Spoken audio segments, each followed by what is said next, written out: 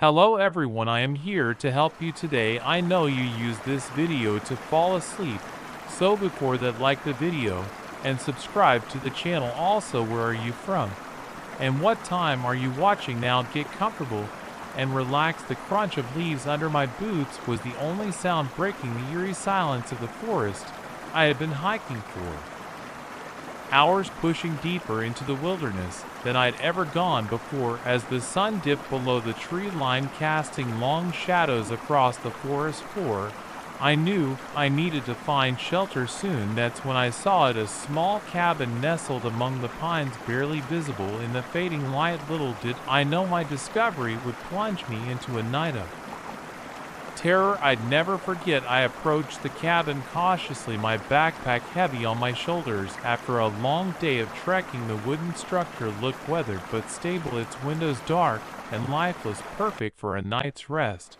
I thought I couldn't have been more wrong. As I got closer, I noticed there were no signs of recent habitation, no smoke from the chimney, no lights, no sounds of life, just an overwhelming silence that seemed to press in from all sides. I climbed the creaky steps to the porch, my hand hesitating for a moment before I knocked on the door. The hollow sound echoed through the trees, startling a few birds into flight. No answer.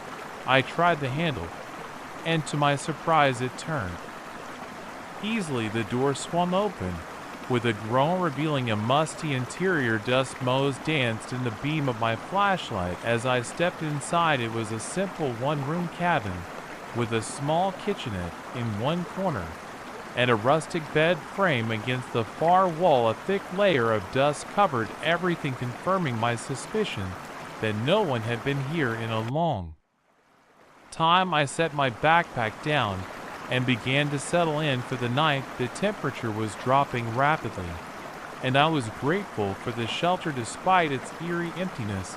I gathered some wood from a pile near the fireplace, and soon had a small fire crackling, casting flickering shadows on the walls as I sat by the fire, warming my hands and eating a protein bar for my pack. I couldn't shake the feeling that something was off. The forest outside seemed too quiet, the darkness too thick. I tried to rationalize it, telling myself it was just the unfamiliarity of the place playing tricks on my mind. I must have dozed off, because the next thing I knew, I was jolted awake by a sound outside. My heart raced as I sat up, straining my ears. There it was again, a twig snapping, followed by what sounded like hushed whispers. I held my breath, hoping it was just some nocturnal animals foraging, but then I saw it, a shadow pass by one of the windows, too large and deliberate to be an animal. I froze, my body rigid with fear. Another shadow followed them. Another. They were moving silently, circling the cabin. I scrambled to my feet, my mind are racing. Who were they? What did they want? I grabbed my flashlight, its beam cutting through the darkness. As I swept it across the windows for a split second, I caught a glimpse of a face, peering and pale, with wild eyes that reflected the light like an animal's eye. Stifled a scream and stumbled backward, knocking over a chair. In my panic, the whispers outside grew more urgent, and I could hear footsteps on the porch. They knew I had seen them. I looked around for an owl, for a weapon, anything I could use to defend myself. My eyes fell on a rusted fireplace poker. I snatched it up, gripping it so tight my knuckles turned white. The door handle began to turn slowly, deliberately. I backed into a corner, my heart pounding so hard I thought it might burst out of my chest. The door creaked open, and a figure stepped inside. In the dim fur light, I could make out a man, tall and gaunt, with long matted hair and clothes that hung in tatters from his frame. His eyes found mine, and a slow, unsettling smile spread across his face. Well, he rasped, his voice like gravel. Looks like we have a guest. More figures filed in behind him, each as wild and unkempt as the first. I counted 5 of them, all men, all with the same feral look in their eyes. They spread out, blocking any path to the door. Please, I stammered, trying to keep my voice steady. I didn't mean to intrude. I'll leave right now. The first man, clearly the leader, chuckled. It was a dry, humorless sound that sent chills down my spine. Leave? Oh no, I'm afraid that's not an option. You see, you've stumbled into our home, and we don't take kindly to trespassers. I gripped the fireplace poker tighter, raising it in front of me. Stay back, I warned, trying to sound braver than I felt. I don't want any trouble. The leader's eyes narrowed, focusing on the poker in my hands. Trouble? No, we don't want any trouble either. We just want to make sure you're comfortable. After all, you'll be staying with us for quite some time. The others laughed, a chilling sound that made my blood run cold. They began to close, and their intentions clear in their hungry eyes. I knew I had to act fast. I'd never leave this cabin alive. In a desperate move, I lunged forward, swinging the poker wildly. It connected with someone's arm, eliciting a howl of pain. Taking advantage of their momentary surprise, I sprinted for the door, shoving past them with all my might. I burst out onto the porch, the cold night air hitting me like a slap to the face. Behind me, I could hear shouts of anger and the sound of pursuit. I didn't dare look back, just ran headlong into the forest, branches whipping at my face and arms. The forest was pitch black, my flashlight long forgotten in the cabin. I stumbled blindly, guided only by the faint moonlight filtering through the trees. My lungs burned and my legs ached, but terror drove me forward. The sounds of pursuit were ever present, sometimes fading slightly, only to grow louder again. I had no idea where I was going, or how far I'd run. All I knew was that I had to keep moving. My foot caught on a route, and I went down hard. The taste of blood filling my mouth as I bit my tongue. I scrambled to my feet, ignoring the pain shooting through my ankle. Just then a hand grabbed my arm, yanking me backward. I screamed, thrashing wildly, but the grip was like iron. I was spun around, coming face to face with one of my pursuers. His breath was hot on my face, reeking of decay. Thought you could run, did you? He snarled, his yellow teeth bared in a grotesque grin. I didn't think, just reacted. I brought my knee up hard, connecting with his groin. He doubled over with a wheeze, his grip loosening just enough for me to break free. I took off again, my injured ankle protesting with every step. I could hear a stream nearby, and made for it, hoping the water might help cover my tracks. I splashed through the icy water, the cold shocking my system, but clearing my head slightly. I followed the stream, moving as quickly and quietly as I could. After what felt like hours, but was probably only minutes, I spotted a steep embankment. With the last of my strength, I climbed up, using roots and rocks as handholds. At the top, I collapsed, my chest heaving as I tried to catch my breath. I lay there, straining my ears for any sound of pursuit, but all I could hear was the gentle burble of the stream and my own ragged breathing. Had I lost them? I didn't dare hope. As the adrenaline began to wear off, the reality of my situation set, and I was lost in the wilderness in the middle of the night, with no supplies and no idea which direction to go. And somewhere out there, those men were still looking for me. I had escaped the cabin, but I was far from safe. I forced myself to my feet, wincing at the pain in my ankle. I had to keep moving. I picked a direction and started walking, using the stars to try and maintain a straight course. Every shadow seemed to hide a threat, every sound a potential pursuer.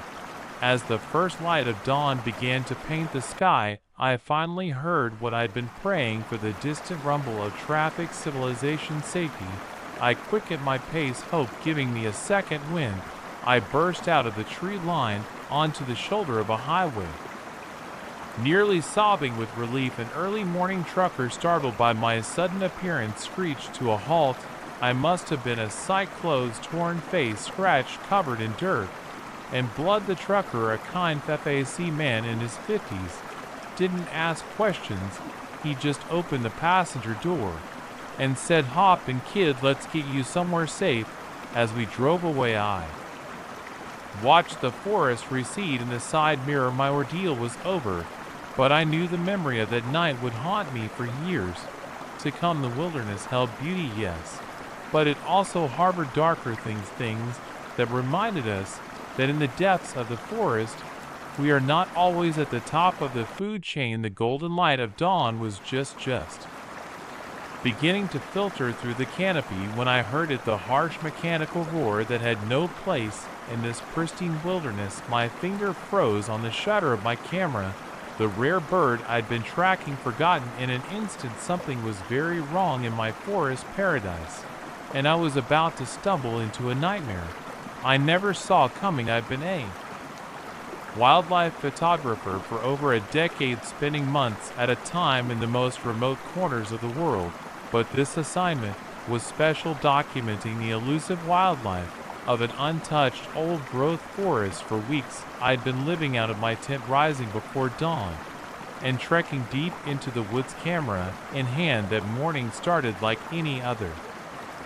I'd woken in the pre-dawn darkness, made a quick breakfast over my camp stove, and set out in search of the perfect shot. The forest was alive with the sounds of birds greeting the new day, and I felt that familiar thrill of anticipation. What wonders would I capture through my lens today? But as I crested a small rise, that unnatural sound shattered them.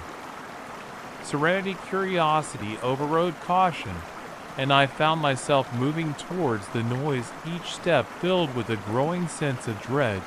As I drew closer, the sound resolved itself into the unmistakable growl of chainsaws. My heart sank. This forest was supposed to be protected, untouched, touched by human exploitation.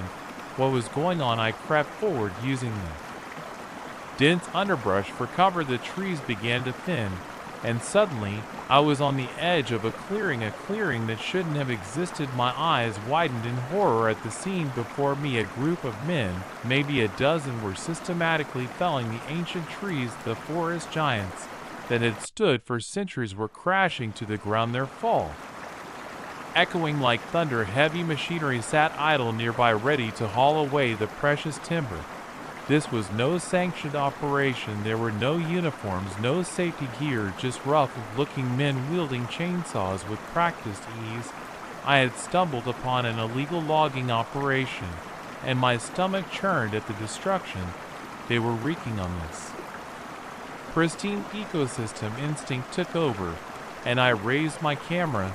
The long lens allowed me to zoom in on their faces, capturing clear images of the loggers and their equipment, evidence, proof of their crimes against nature. I was so focused on documenting the scene that I didn't notice one of the men had stopped working. He was staring right at me, his eyes narrowed in suspicion. Our gazes locked, and in that moment I knew I was in deep trouble. He shouted something to his companions, and suddenly all activity ceased. A dozen pairs of eyes turned in my direction, filled with anger and fear. I didn't wait to see what they would do next. I turned and ran crashing through the underbrush with none of my usual care for stealth behind me.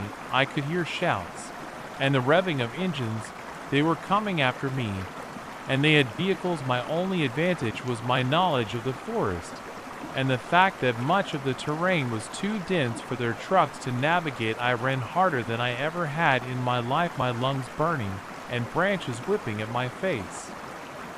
The precious camera bounced against my chest, a reminder of why I couldn't let them catch me. Those photos were evidence of their crimes, and I had a feeling these men wouldn't hesitate to do whatever it took to keep their operation secret. The sound of engines grew closer, and I veered off the game trail I'd been following, plunging into a thicket of young trees. The branches clawed at me, but I pushed through, ignoring the sting of scratches on my arms and face. I emerged on the other side, finding myself at the top of a steep ravine. The drop was daunting, but I could hear my pursuers closing, and taking a deep breath, I began to half run, half slide down the incline, using saplings and roots to control my descent.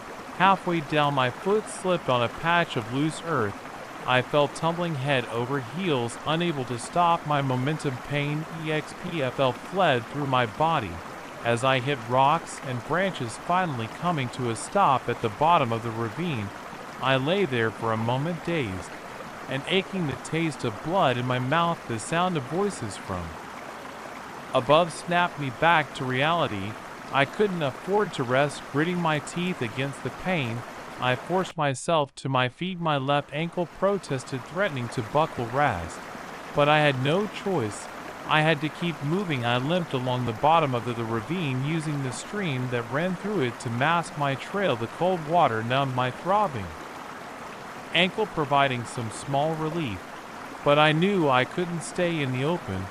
I needed to find a place to hide, to catch my breath, and figure out my next move. A fallen tree, its massive root system creating a natural cave, caught my eye. It wasn't much, but it was the best option.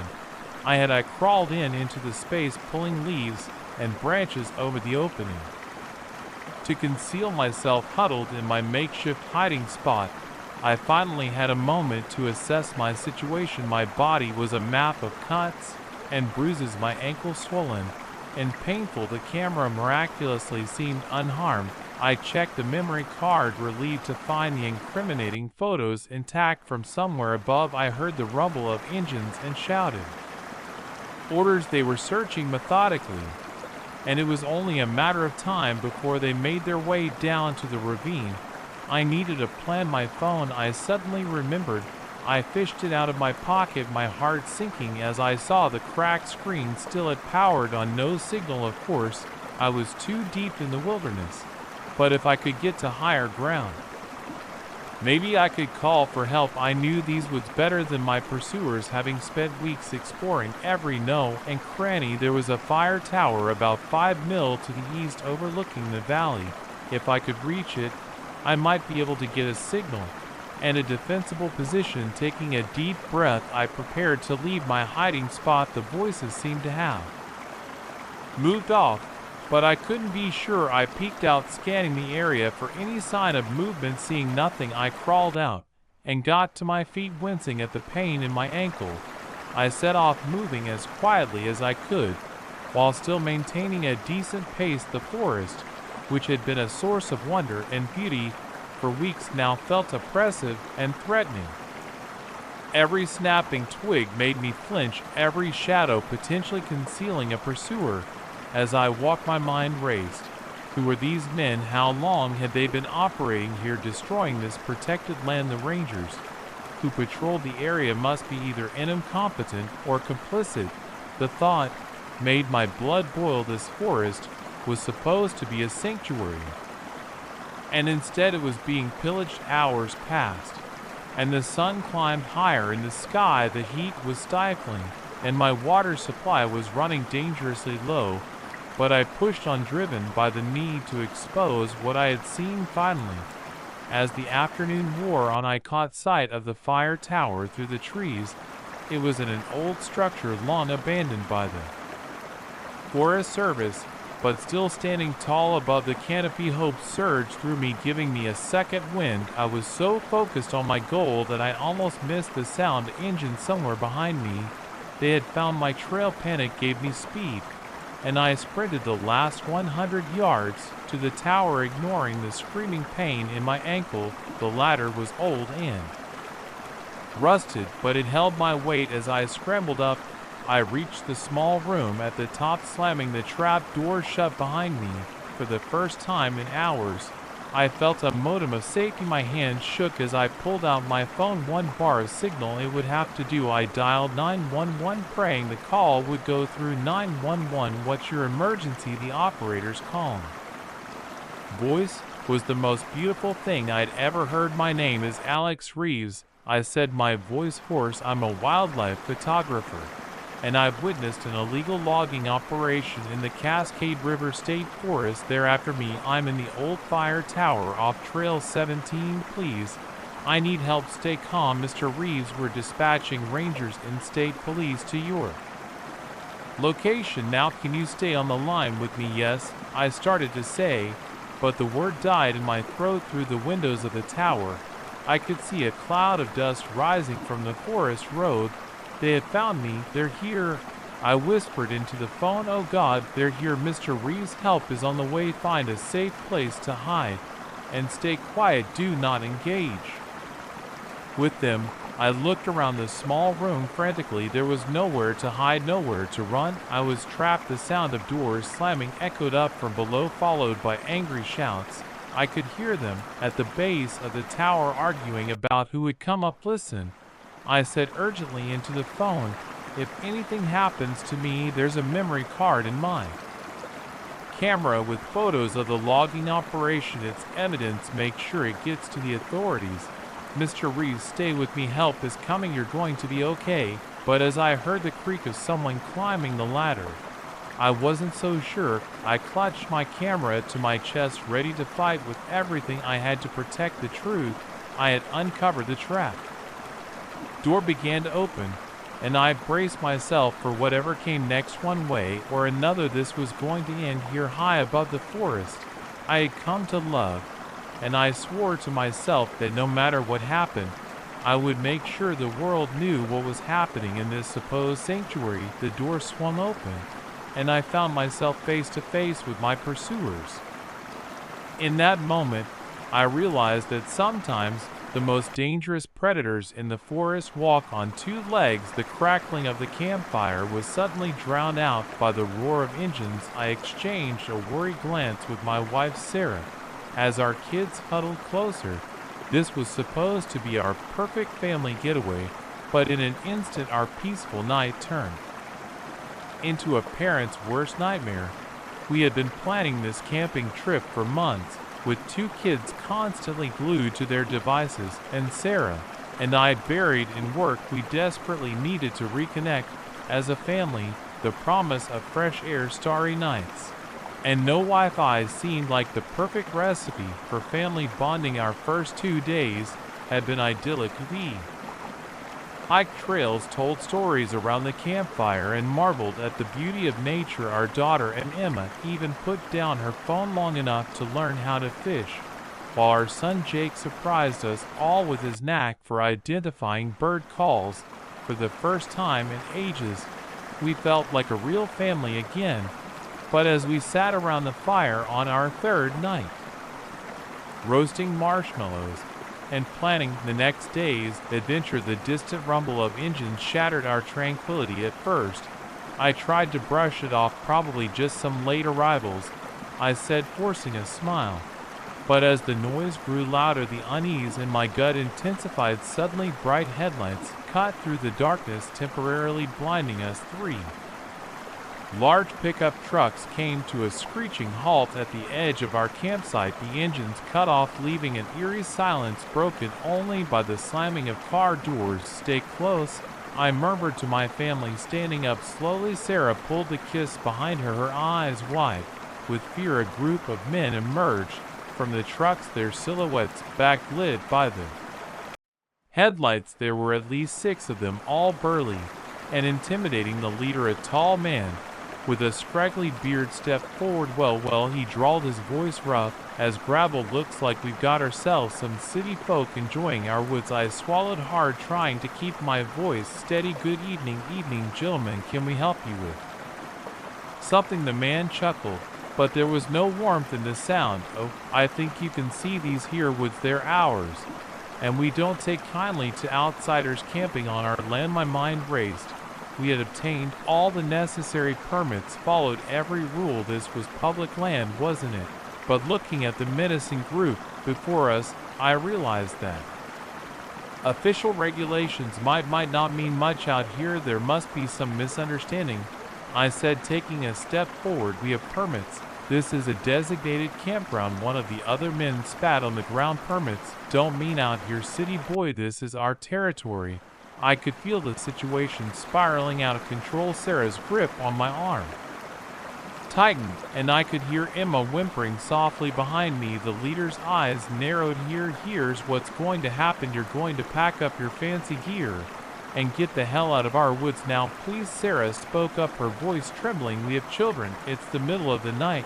We can't just leave for a moment. I saw a flicker of something. Hesitation, maybe even guilt in the leader's eyes. But it was quickly replaced by a cold determination. Not my problem, lady. You've got 10 minutes to clear out, or things are going to get real unpleasant. The threat hung in the air, heavy and palpable. I looked at my family, Sarah's pale face, Emma's tears, Jake's wide, frightened eyes, and knew I had to get them out of there. Okay, I said, holding up my hands in a pleading gesture. We'll leave, just give us a few minutes to pack up. The leader nodded curtly. 10 minutes, not a second more. As the men retreated to their trucks, we sprang into action. We had spent 2 days meticulously setting up our campsite, but now we threw everything haphazard into bags. In the car, tent poles, plattered sleeping bags were stuffed unceremoniously into the trunk, and half-empty coolers were tossed in the back seat. All the while, I could feel the men's eyes on us, watching our every move. The weight of their gazes made my skin crawl, and I tried to position myself between them and my family as much as possible. As Sarah ushered the kids into the car, I did a final sweep of the campsite. In our haste, we had left behind Emma's favorite stuffed animal, a worn rabbit she'd had since she was a toddler. I hesitated for a moment, torn between the need to leave and the knowledge of how devastated Emma would be to lose her cherished toy. Making a split-second decision, I darted back to grab it. As I snatched up the stuffed rabbit, I heard heavy footsteps behind me. I turned to find the leader looming over me, his face twisted in a sneer. "Time's up, city boy," he growled. I clutched the rabbit to my chest, my heart pounding. "We're leaving right now." But as I tried to step around him, he grabbed my arm, his grip painfully tight. "Maybe we didn't make ourselves clear earlier. We don't want your kind here ever." I could smell the alcohol on his breath, see the dangerous glint in his eyes. This man wasn't just trying to scare us off, he genuinely saw us as a threat to whatever twisted version of territory he believed he controlled. "We won't come back," I said, trying to keep my voice calm despite the fear coursing through me. "You have my word." He leaned in closer, his voice a menacing whisper. "Words ain't enough. Maybe we need to leave you with a reminder." I saw his fist clench, and in that moment, I truly believed he was going to hit me. But before he could, a shrill voice cut through the tension. Daddy. Emma had gotten out of the car and was running towards us, her face strewn with tears. The sight of his daughter seemed to snap the man out of his rage. He released my arm, taking a step back. I scooped Emma up, holding her close. "It's okay, sweetie, we're leaving now." As I carried her back to the car, I could feel the leader's eyes boring into my back. The message was clear. We had narrowly avoided something much worse. We peeled out of the campsite, gravel spraying from our tires. In the rearview mirror, I could see the men watching us go, their expressions a mix of satisfaction and lingering anger. For miles, we drove in tense silence, the only sound the quiet sob of the kids in the back seat. Sarah's knuckles were white on the steering wheel, and I kept glancing behind us, half expecting to see headlights in pursuit. It wasn't until we hit the main highway that we all seemed to collectively exhale. The immediate danger had passed, but the fear lingered. What just happened?" Jake asked, his voice small and confused. I turned in my seat to face my children, trying to find the right words to explain the ugliness we had just encountered. "How do you tell your kids that sometimes people can be cruel and dangerous for no good reason?" "Sometimes," I began slowly, "we meet people who are angry or scared, and they take it out on others. What those men did was wrong. But we're safe now." Emma clutched her recovered stuffed rabbit tightly. "Are they going to find us again?" "No, sweetheart," Sarah said firmly, meeting Emma's eyes in the rearview mirror. "We're far away from them now, and we're not going back there." As we continued to drive through the night, heading home much earlier than planned, I couldn't help but reflect on how quickly our idyllic family vacation had turned into a nightmare. The forest, which had seemed so welcoming and peaceful just hours ago, now felt sinister and threatening. We drove until the sun began to peek over the horizon, finally stopping at a busy truck stop for breakfast. As we sat in a brightly lit diner, surrounded by the comforting sounds of clinking dishes and murmured conversations, the events of the night began to feel almost surreal. Over plates of pancakes and cups of steaming coffee, We talked about fear and courage, about the importance of standing up for what's right, while also knowing when to walk away. We talked about how sometimes the scariest monsters aren't the ones in stories, but the ones we encounter in real life, and slowly, as the warmth of the food and the safety of daylight seeped into our bones, we began to heal. The kids' eyes lost some of their fearful glaze, and Sarah's shoulders relaxed from their tense set as we prepared to leave the diner and complete our journey home.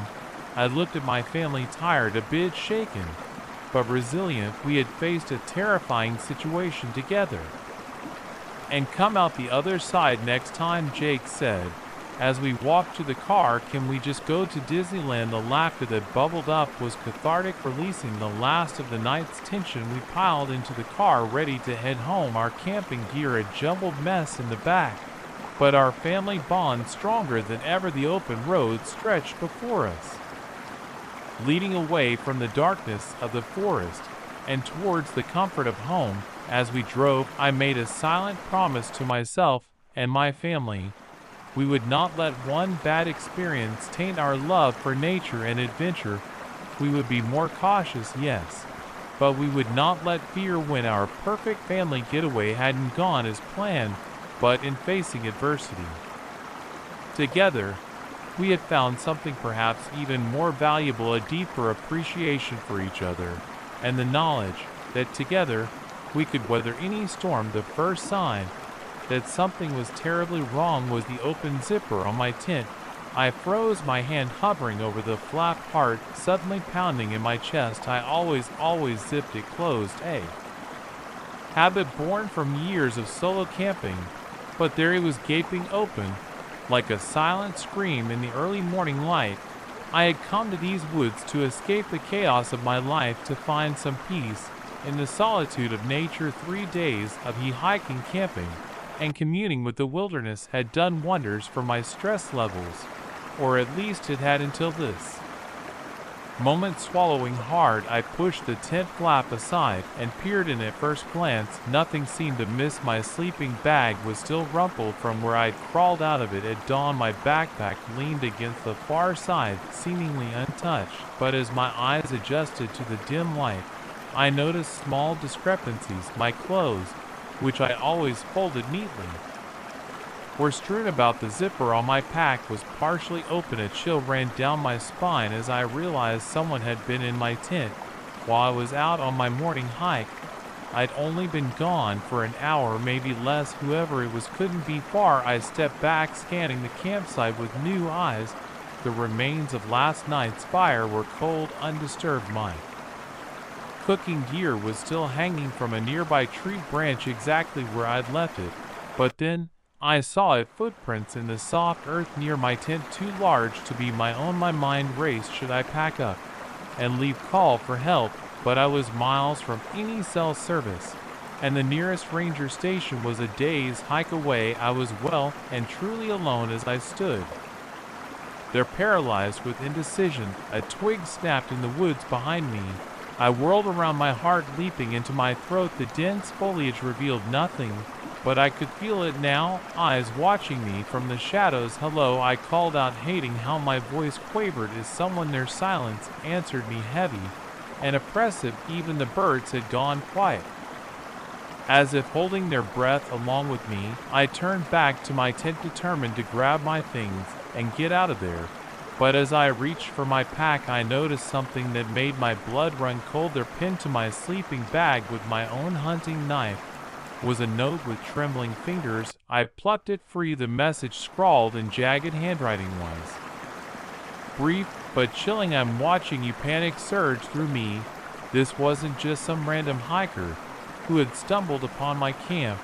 This was deliberate. Someone was stalking me. I shoved the note into my pocket and grabbed my pack, not bothering to properly break down the tent. Every rustle of leaves, every creak of a branch made me flinch. I needed to get out of there fast. As I shouldered my pack, movement caught my eye. There, half hidden behind a tree about 50 yards away, was a figure. I caught only a glimpse, a flash of dirty clothes, a matted beard, before it melted back into the shadows.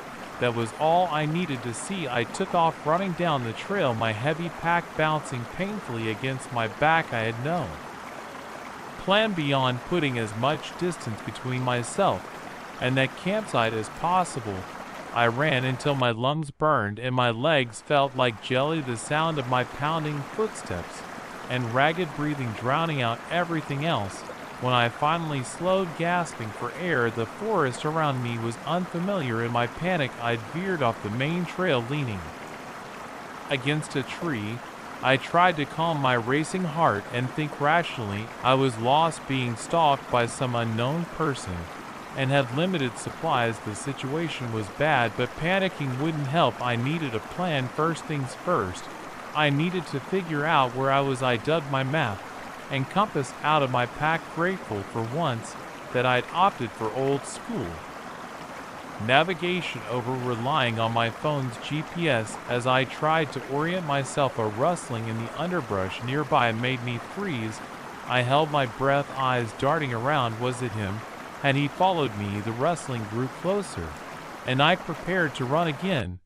But instead of my stalker, a deer emerged from the bushes. It regarded me with large liquid eyes for a moment before bounding away. The encounter brief, as it was helped clear my head. I wasn't helpless. I had survival skills, I had supplies, and most importantly, I had my wits. I could figure this out. According to my map, there was a fire tower about 5 miles to the east. If I could reach it, I might be able to call for help, or at least get a better view of my surroundings. It was as good a plan as any. I set off, moving as quietly as I could, while still maintaining a brisk pace. Every few minutes I'd stop and listen, searching for any sign that I was being followed. But the forest remained quiet, indifferent to my plight. As the day wore on, the weight of my pack and the stress of constantly looking over my shoulder began to take their toll. My shoulders ached, and a headache pounded behind my eyes.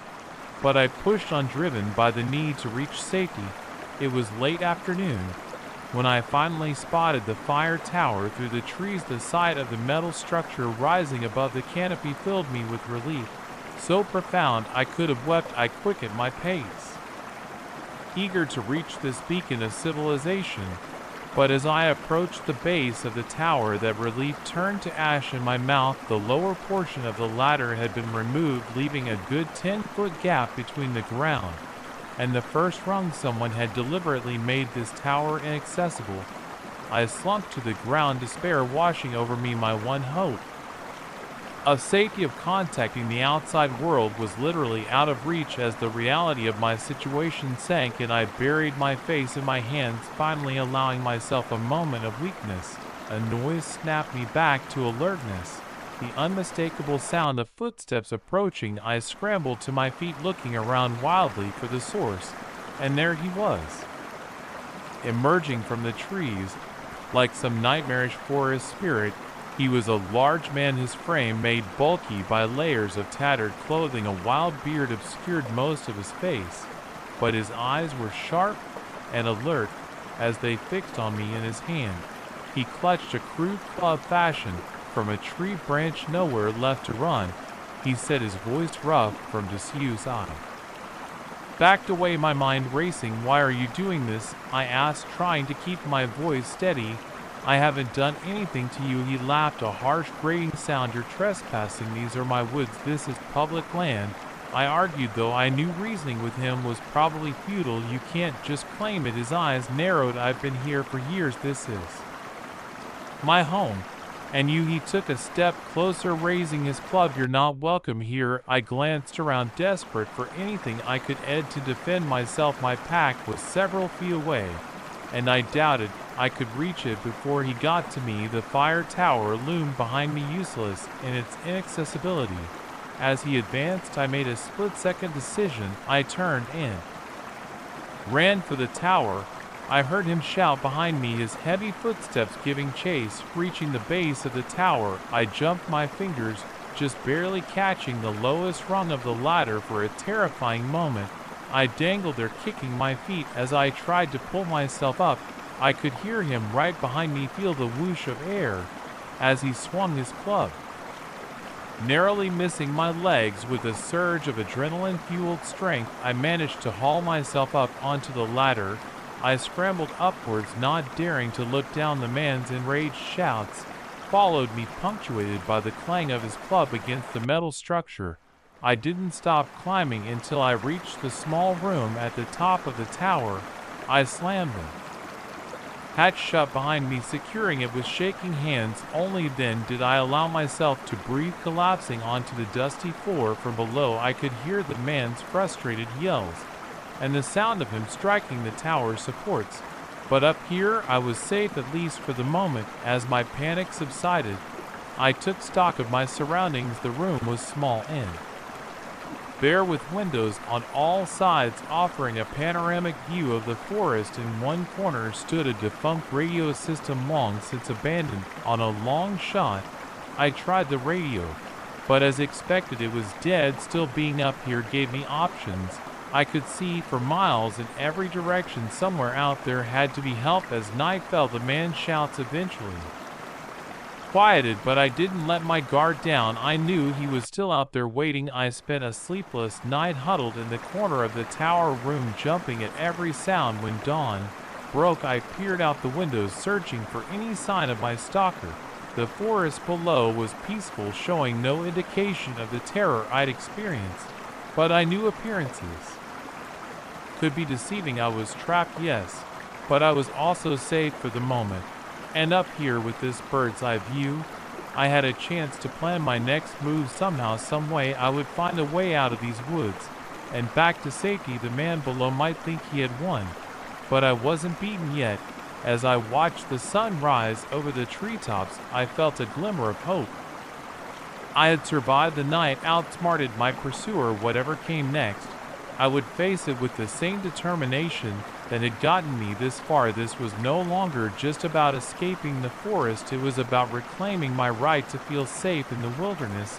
I loved the battle wasn't over, but up here, with the whole forest spread out before me, I finally felt like I had a fighting chance. The moment I saw the glint of metal through the trees, I knew I had stumbled upon something I was never meant to see. My heart leaped into my throat as I instinctively ducked behind a fallen log. The musty smell of decaying wood filling my nostrils. What I had taken for an old abandoned campsite was anything but in that instant, my peaceful research trip turned into a fight for survival. I'm a historian specializing in Civil War battlefields. This trip to a remote area of Virginia was supposed to be routine, a chance to document a lesser-known skirmish site before nature reclaimed it completely. I'd spent countless hours in places like this, but never had I felt the kind of primal fear that now coursed through my veins. The day had started normally enough. I'd parked my car at the end of a long, winding dirt road and hiked several miles into the dense forest. The late summer heat was oppressive, and sweat trickled down my back as I pushed through the underbrush, my backpack loaded with camera equipment and supplies felt heavier with each step. I'd been following an old, overgrown path that I believed led to the battle site. The forest was eerily quiet, with only the occasional bird call breaking the silence. It was as if the woods themselves were holding their breath, waiting for something to happen. And then I saw it, a clearing up ahead. Excitement bubbled up inside me as I quickened my pace. This had to be the spot. I could almost picture the soldiers who had fought and died here over 150 years ago. But as I reached the edge of the clearing, that excitement turned to confusion and then to terror. Instead of weathered earthworks or rusted cannonballs, I saw modern camping equipment. Tents not of the Civil War era, but of high-tech fabric, were arranged in a circle. In the center was a table covered in maps and what looked like blueprints. And the guns, oh God, the guns! They weren't historical replicas or hunting rifles. These were military-grade weapons, neatly arranged on a tarp as if ready for inspection. I froze, my mind struggling To process what I was seeing, this was no historical reenactment group, this was something far more sinister. Before I could retreat, a voice shattered the silence. "Hey, who's there?" I didn't think I just ran crashing through the underbrush. I could hear shouts behind me, and the sound of pursuit. Branches whipped at my face as I sprinted, blindly fueled by pure adrenaline. I had no idea where I was going, only that I needed to put as much distance between myself and that camp as possible. My lungs burned and my legs felt like lead, but I pushed on after what felt like hours, but was probably only minutes. I couldn't hear anyone behind me anymore. I slowed to a stop, gasping for air. The forest around me was unfamiliar. In my panic, I'd veered far off the path I'd originally followed. As my breathing slowed, the reality of my situation began to sink in. I was lost in a vast forest, being hunted by what I could only assume was some kind of militia group. My phone had no signal, and I had no idea which direction would lead me back to my car. I needed to come up with a plan. First things first, I had to find water. Dehydration would kill me faster than anything else out here. I listened carefully and thought I could hear the faint sound of running water in the distance. It was as good a direction as any. As I made my way towards the sound, my mind raced. Who were those men? What were they planning? The maps, the weapons, it all pointed to something big, something dangerous.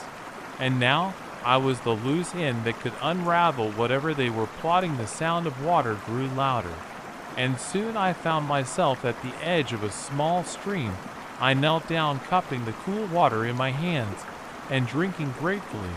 As I refilled my water bottle, I tried to orient myself. The stream had to lead somewhere, perhaps to a larger river that might have a road nearby. I decided to follow the stream downstream.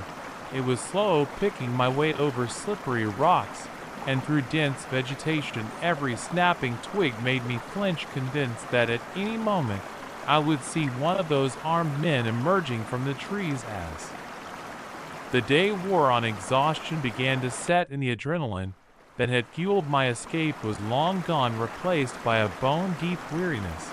But I couldn't stop.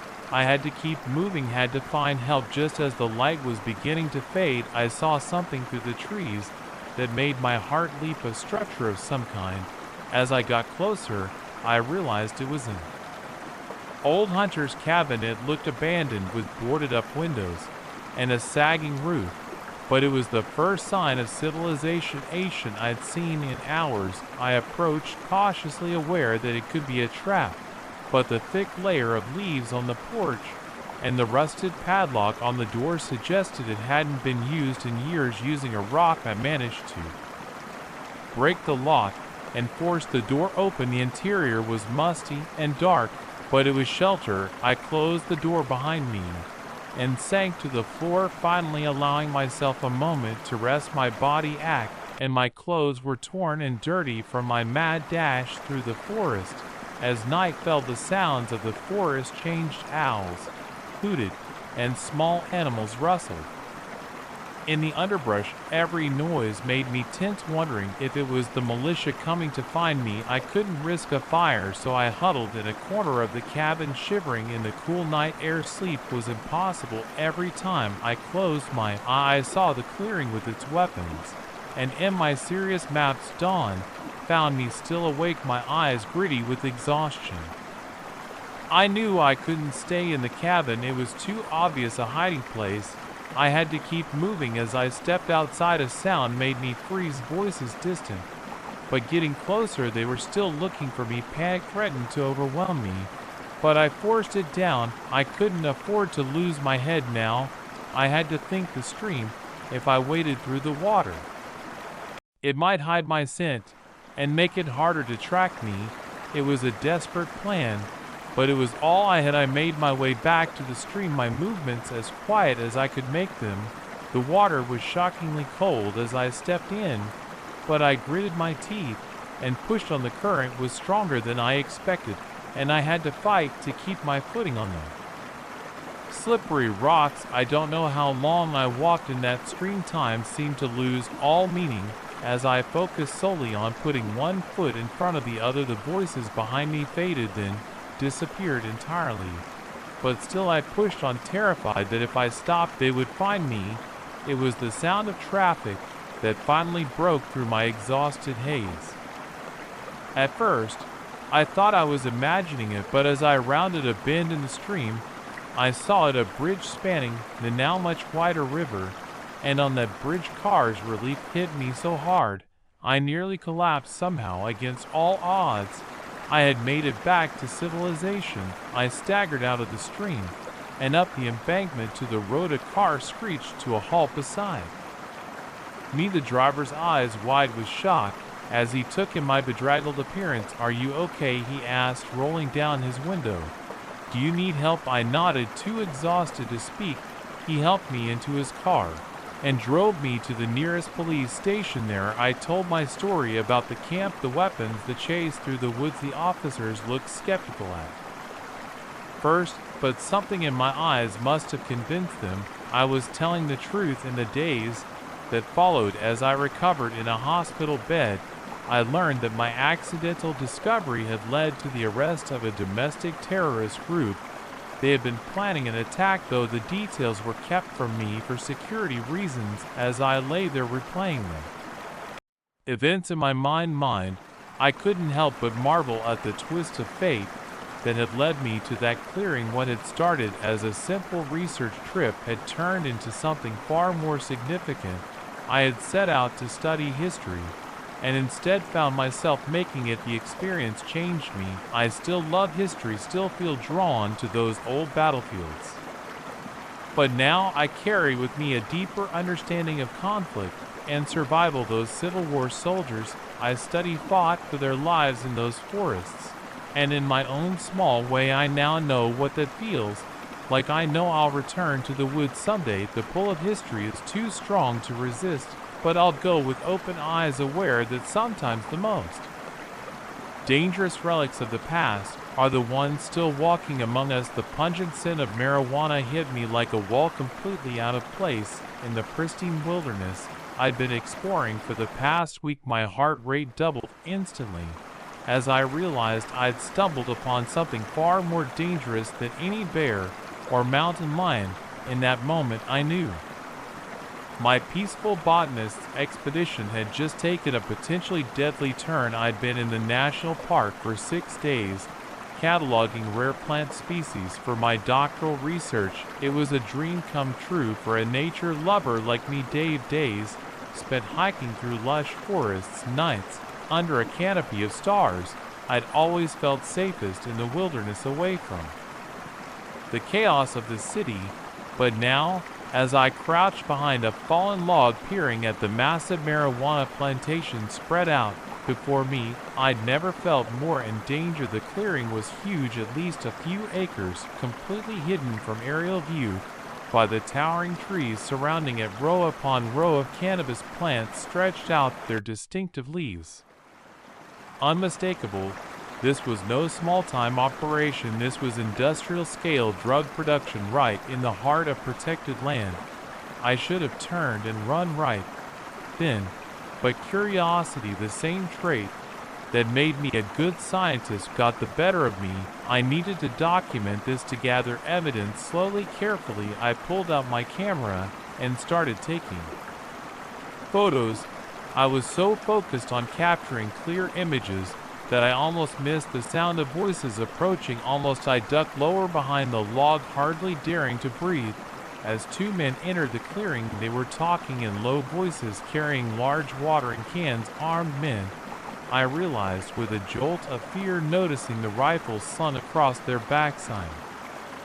"Telling you, I heard something one of them was saying. Could be rangers. We need to check it out." The other men grunted in agreement. "Let's do a perimeter sweep, boss. We'll have our heads if we let anyone stumble on this place." My blood ran cold. They were going to search the area.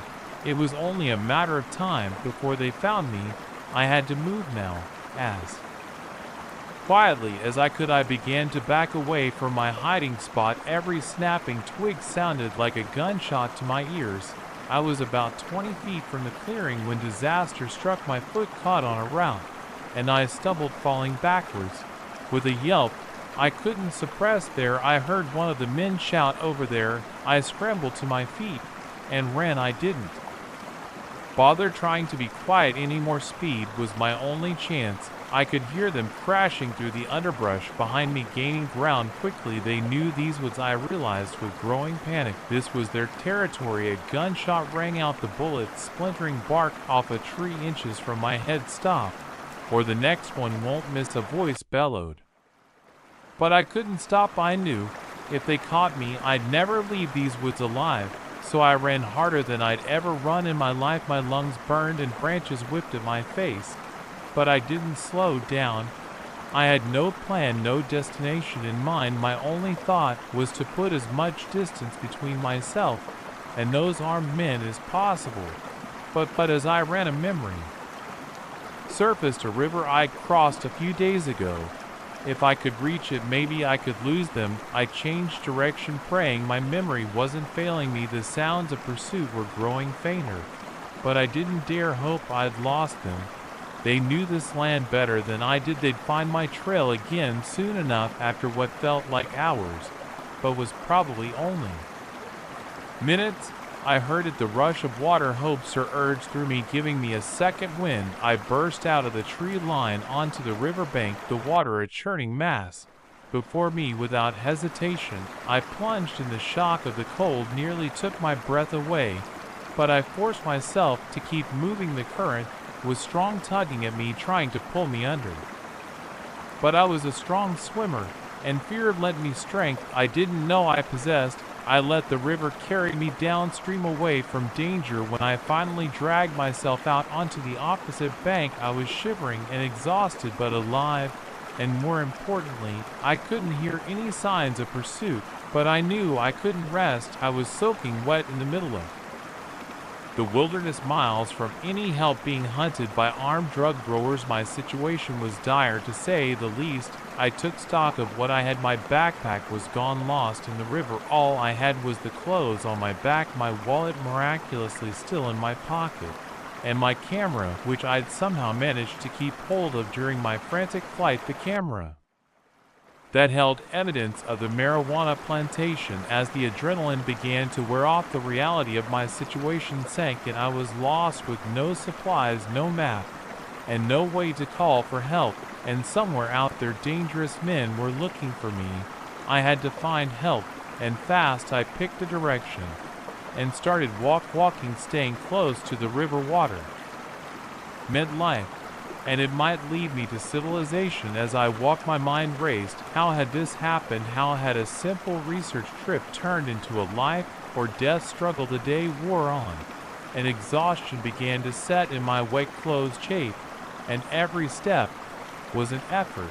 But I couldn't stop. I knew that to stop moving was to die, either from exposure or at the hands of those pursuing me. As the sun began to set, casting long shadows through the trees, despair started to creep, and I'd been walking for hours with no sign of rescue.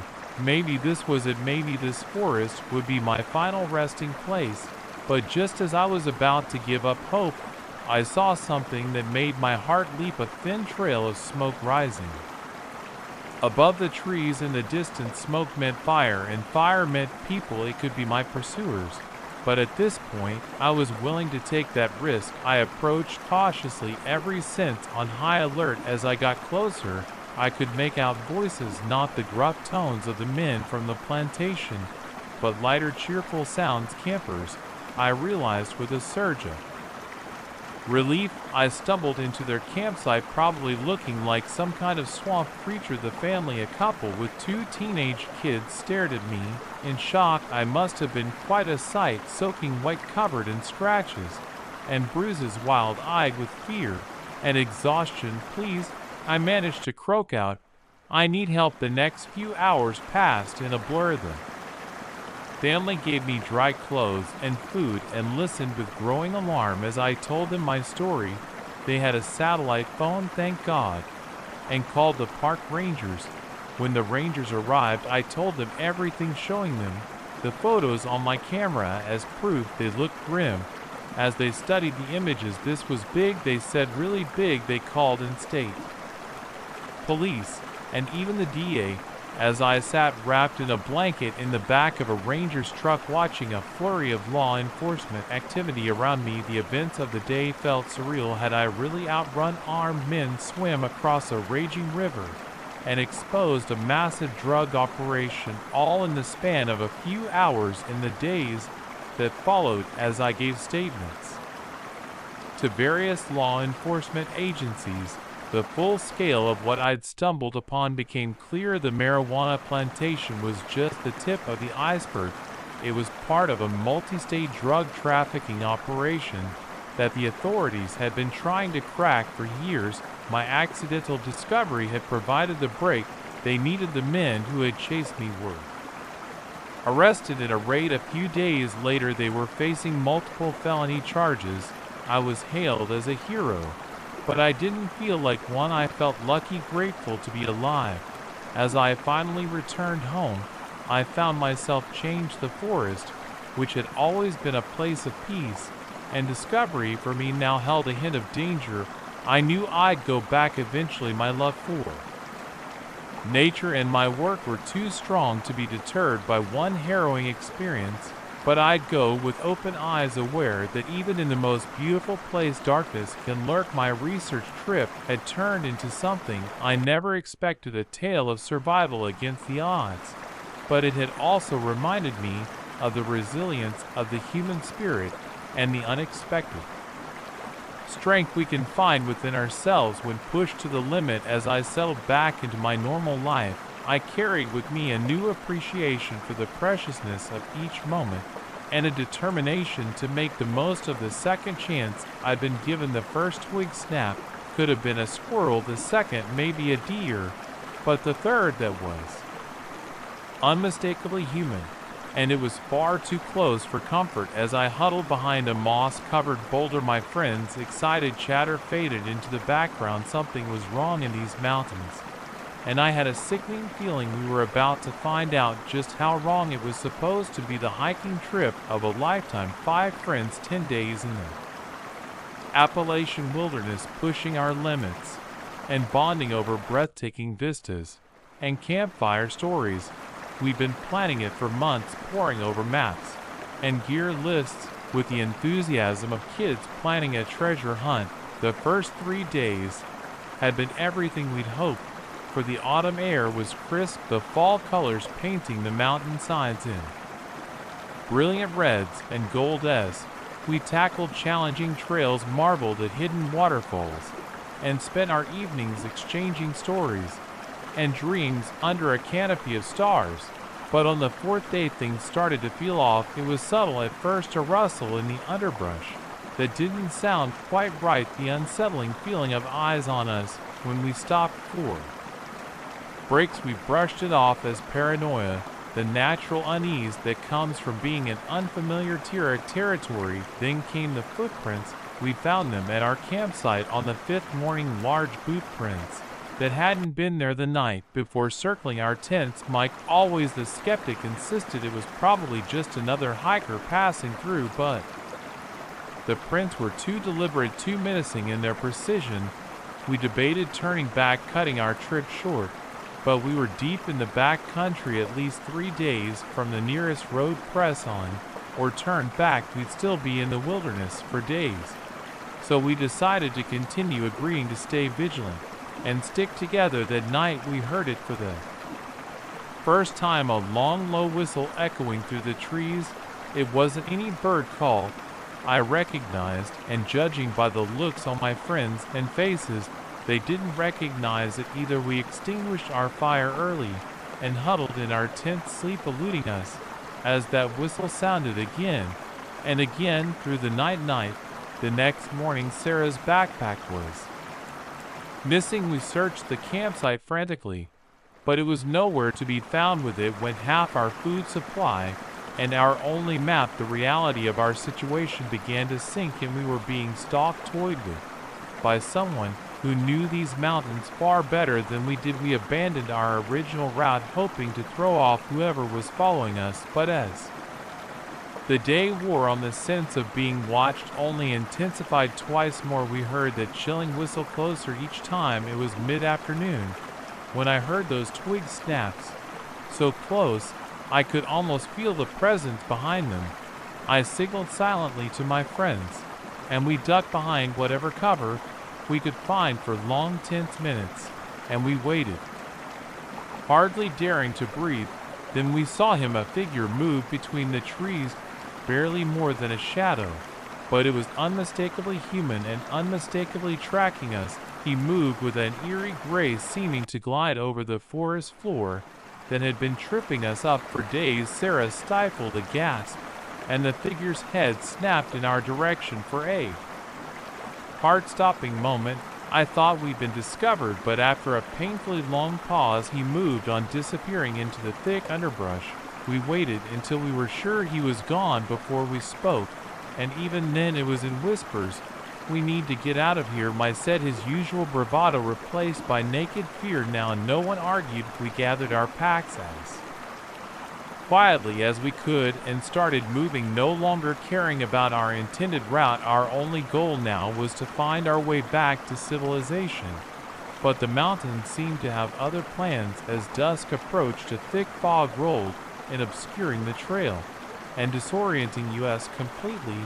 We were lost, being hunted, and night was falling fast, and we need to find shelter, I said, trying to keep the panic out of my voice. "We're too exposed out here." We stumbled through the deepening gloom, jumping at every shadow. The fog muffled our footsteps, but it also hid potential dangers. More than once one of us nearly walked off the edge of a steep drop just as despair was starting to set, and we spotted it, a dilapidated cabin half hidden by overgrown vegetation. It wasn't much, but it was shelter, and right now, that was all that mattered. We approached cautiously, all too aware that this could be a trap, but the cabin appeared long abandoned, its windows boarded up, and its door hanging crookedly on rusted hinges. Inside it was musty and dark, but dry. We used our flashlights sparingly, not wanting to alert our pursuer to our location. In hushed tones, we tried to come up with a plan. "We should take turns keeping watch," Sarah suggested. "To our shifts. We can't risk all being asleep if he finds us." We agreed, drawing straws to determine the order. I drew the first watch as my friends settled in to try and sleep. I positioned myself by a crack in the boards covering the window. The night was oppressively dark, the fog seeming to swallow up even the meager light of the stars. For the first hour all was quiet. Then, just as I was starting to think we might have lost our stalker, I heard it, that whistle, low and menacing somewhere out in the darkness. It was answered by another whistle from a different direction, then another. My blood ran cold as I realized the horrifying truth. There wasn't just one person out there, there were several, and they had us surrounded. I woke the others, pressing my fingers to my lips to signal for silence. We huddled together in the center of the cabin, straining our ears. The whistles were getting closer, a nightmarish call and response that seemed to be closing in on us from all sides. Suddenly a new sound cut through the night, the rhythmic chopping of helicopter blades. A searchlight cut through the fog, sweeping back and forth across the forest canopy. Our pursuers' whistles abruptly ceased for a moment. All was silent except for the approaching helicopter. Then we heard it, the sound of running feet quickly fading into the distance. We burst out of the cabin, waving our arms frantically and shouting at the top of our lungs. The searchlight found us, pitting us in its glare. I'd never been so happy to be blinded by a light in my life.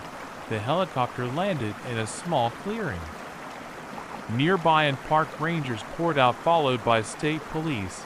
We learned later that our families had reported us missing. When we failed to check in at our scheduled time, the authorities had been searching for us for 2 days. As we were flown to safety, I couldn't shake the image of that shadowy figure in the woods. Who were they? What did they want? We gave statements to the police, but they seemed skeptical of our story. They found no evidence of our mysterious stalkers, no prints, no abandoned campsites, Nothing except Sarah's backpack discovered miles from where we'd lost it, its contents untouched in the days and weeks that followed. As we tried to readjust to normal life, we pieced together theories. Maybe it was an isolationist group living off the grid, maybe it was some kind of twisted game hunting humans for sport, or maybe, as the authorities seemed to believe, it was just our imaginations running wild in the isolation of the back country. But I know what I saw, what I heard, and sometimes in my dreams, I still hear that whistle calling to me from the depths of the forest. The Appalachian Trail holds many secrets, and I can't shake the feeling that we only scratched the surface of one of its darkest mysteries. I still hike, still love the outdoors, but I never go alone anymore, and I always look over my shoulder, because I know now that sometimes the most dangerous predators in the wilderness walk on two legs, and they know the forest far better than we ever will. The gentle lapping of water against my canoe had always been a soothing sound, but now it filled me with dread. Each ripple could be hiding them, the men who turned my peaceful solo trip into a nightmare.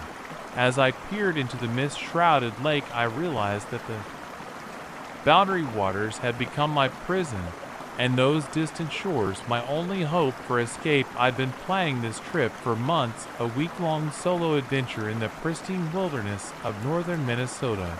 As an avid outdoorsman and nature photographer, I craved the solitude and raw beauty of the Boundary Waters canoe area, the promise of crystal clear lakes, towering pines, and untouched wilderness had drawn me in like a siren's call. The first few days were everything I'd hoped for. I paddled through a maze of interconnected lakes and streams, portaging my canoe between them. When necessary, each night, I'd set up camp on a small island or secluded shore, falling asleep to the haunting calls of loons echoing across the water. It was on the fourth day that everything changed. I was exploring a narrow channel, my camera at the ready to capture the morning mist rising off the water. When I saw it, a flicker of movement on the shore caught my eye. I raised my binoculars, expecting to see a moose or maybe a black bear. Instead, I saw men, 3 of them, dressed in camouflage, loading large duffel bags into a battered aluminum boat. Even from a distance, I could see the unmistakable shape of rifles slung across their backs. This was no ordinary camping trip. I should have paddled away immediately, should have pretended I hadn't seen a thing, but curiosity got the better of me. I drifted closer, using the morning mist as cover. As I drew near, I could hear snatches of their conversation carried across the water. Last shipment before we shut down for the season, one man was saying, "Border Patrol's been sniffing around, we can't risk." The rest was lost as a gust of wind rippled across the lake. But I'd heard enough to know I'd stumbled upon something illegal. Smugglers using the remote wilderness to move their goods across the Canadian border. I was so focused on the men that I didn't notice my canoe drifting into a partially submerged log. The scrape of wood on wood seemed deafening in the quiet morning air. The men's heads snapped in my direction. "Hey, you there in the canoe," one shouted. "Come over here." My heart pounding, I did the only thing I could think of. I paddled hard. Behind me, I could hear the roar of an outboard motor springing to life. They were coming after me. What followed was a frantic chase through the labyrinthine waterways of the Boundary Waters.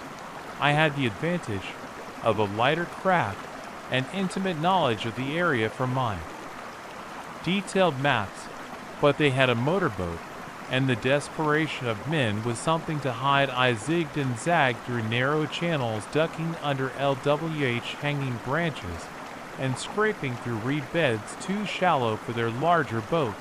But always the roar of their motor found me again. They knew these waters too, probably better than I did. As the sun climbed higher, the mist burned away, leaving me exposed. I could hear them shouting to each other, coordinating their efforts to cut me off. I was being hidden, I realized with growing dread, here towards a dead end. Sure enough, I rounded a bend to find myself in a small circular lake with no outlet. Sheer rock cliffs rose on three sides, offering no escape. The purr of their motor grew louder. As they entered the lake behind me with no other choice, I paddled to the shore and dragged my canoe onto a narrow strip of rocky beach. I grabbed my dry bag with my supplies and plunged into the dense underbrush, the shouts of the men ringing in my ears. I ran blindly through the forest, branches whipping my face, and roots threatening to trip me at every step. I had no plan, no destination in mind. My only thought was to put as much distance between myself and those men as possible after what felt like hours, but was probably only minutes. I couldn't run anymore. I collapsed behind a fallen tree, my lungs burning as I gasped for air. As my breathing slowed, I became aware of the oppressive silence of the forest. No bird's song, no rustle of small animals. It was as if the whole wilderness was holding its breath. Then I heard it, a twig snapping nearby. They were close. I held my breath, pressing myself into the damp earth. Footsteps crunched through the leaves, pausing occasionally. As they searched the area, I could hear them muttering to each other, their voices low and angry. He couldn't have gotten far. One said, "Find him. We can't let him tell anyone what he saw." The footsteps moved away, but I didn't dare move. I lay there for what felt like hours, every muscle tense, waiting for them to return. But the forest remained silent. As the light began to fade, I knew I couldn't stay there. I was deep in the wilderness with minimal supplies, being hunted by dangerous men. I needed to find help, and fast. I oriented myself using the setting sun and started moving, trying to stay as quiet as possible. I knew there was a ranger station somewhere to the south, but it was miles away. Could I make it there before the smugglers found me, or before exposure and exhaustion took their toll? The night was long and terrifying. Every shadow seemed to hide a threat, every sound a pursuer closing, and I stumbled through the darkness, guided only by brief glimpses of the stars through the canopy, and my own desperate determination to survive. As dawn broke, I found myself on the shore of another lake. My heart sank as I realized I'd have to find a way across. Swimming was out of the question. The water was frigid, and I'd never make it to the other side. I needed a boat. That's when I saw it. A lone canoe pulled up on a small beach about 100 yards down the shore. It was a risk. The canoe likely belonged to my pursuers, but it was my only chance. I crept along the shoreline, keeping low and using the early morning mist as cover. As I drew closer to the canoe, I scanned the area for any sign of the smugglers. The small campsite nearby seemed deserted, but I couldn't be sure they weren't lying in wait. With my heart in my throat, I sprinted the last few yards to the canoe. I shoved it into the water and jumped in, paddling furiously towards the center of the lake. I was about halfway across when I heard angry shouts from the shore behind me. I didn't look back, just kept paddling. My arms burned with the effort, but fear lent me strength. The crack of a gunshot spurred me on. The bullet sending up a spray of water uncomfortably close to my canoe. I reached the far shore as more shots rang out, the bullets whistling overhead. I beat the canoe and ran into the woods, not daring to slow down even as my lungs screamed for air. I don't know how long I ran. Time seemed to lose all meaning as I pushed through the wilderness, driven by pure survival instinct. It was the sound of a motor that finally broke through my panic-induced haze, not the whine of an outboard, but the deeper rumble of a truck engine. I changed direction, moving towards the sound. It grew louder, and suddenly I burst out of the tree line onto a dirt road. An old pickup truck was idling there, a startled-looking man in a park ranger uniform staring at me in shock. "Please," I gasped, stumbling towards him. "Help me, there are men there after me." The ranger helped me into his truck, his face grave. As I poured out my story between gasping breaths, he radioed for backup. As he drove us to the ranger station, casting worried glances at the woods around us, the next few hours passed in a blur of police statements and medical checks. The authorities took my information seriously, launching a full-scale search of the area. They found evidence of the smuggling operation, but the men themselves had vanished. As I finally left the ranger station headed for home in safety, I couldn't shake the feeling that I'd only scratched the surface of something much bigger than. Boundary Waters had always seemed like the last true wilderness, a place untouched by the darker aspects of humanity. Now I knew better. I still love the outdoors, still feel the pull of wild places, but now I go with open eyes, aware that even in the most remote corners of the world, we're never truly alone, and sometimes the most dangerous predators are the ones that walk on two legs. The flash of my camera shattered the stillness of the Everglades, capturing more than just the rare bird I'd been tracking. In that split second, I became a witness to something I was never meant to see, and my peaceful research expedition transformed into a desperate fight for survival. I'm a wildlife photographer, specializing in endangered species. The Everglades had always been a gold mine for my work, teeming with unique creatures found nowhere else on Earth. This trip was supposed to be like any other 2 weeks of wading through swamps, battling mosquitoes, and hopefully capturing some breathtaking shots of the elusive Florida panther. The first few days were uneventful, filled with the familiar rhythms of life in the swamp. I'd wake before dawn, eat a quick breakfast of granola bars, and set out in my small boat. Hours would pass as I navigated the Mosaic waterways, camera at the ready. It was on the 5th day that everything changed. I'd ventured further into the Everglades than ever before, following rumors of panther sightings in a particularly remote area. As the sun began to set, painting the sky in brilliant oranges and pinks, I decided to make camp on a small dry patch of land. I was setting up my tent when I heard the low rumble of an airboat engine out of place in this isolated part of the swamp. Curiosity piqued. I grabbed my camera with its powerful zoom lens and made my way to the water's edge. The airboat came into view laden with large tarp-covered crates. 3 men were aboard, their faces obscured by the growing darkness. They beat the boat on a nearby mud flat and began unloading their cargo. With practiced efficiency, I raised my camera, thinking I might be witnessing some kind of wildlife trafficking operation, but as I zoomed in and the flash went off automatically in the low light, I realized my mistake too late. The men froze, then whirled in my direction. I ducked down, but I knew it was futile. They had seen the flash, heard the click of the shutter. They knew someone was watching. "Hey, who's there?" a gruff voice called out. "Show yourself." My heart pounding, I stayed low, hoping against hope that they might think it was just some animal. But the sound of them revving up the airboat told me they weren't taking any chances. I grabbed my emergency backpack, always packed and ready for a quick escape, and plunged into the swamp. The water was waist deep and tepid, filled with unseen creatures that brushed against my legs. As I soused through the muck behind me, I could hear the airboat getting closer. Its fan propeller roared, drowning out the normal nighttime sounds of the Everglades. I pushed harder, struggling against the water's resistance. In the treacherous, unseen bottom, I reached a stand of mangroves and ducked behind their twisted roots, trying to control my ragged breathing. The airboat slowed, its occupants scanning the shoreline with powerful flashlights spread out. I heard one of them say whoever it was couldn't have gotten far in this swamp. I knew I couldn't stay put. It was only a matter of time before they found me.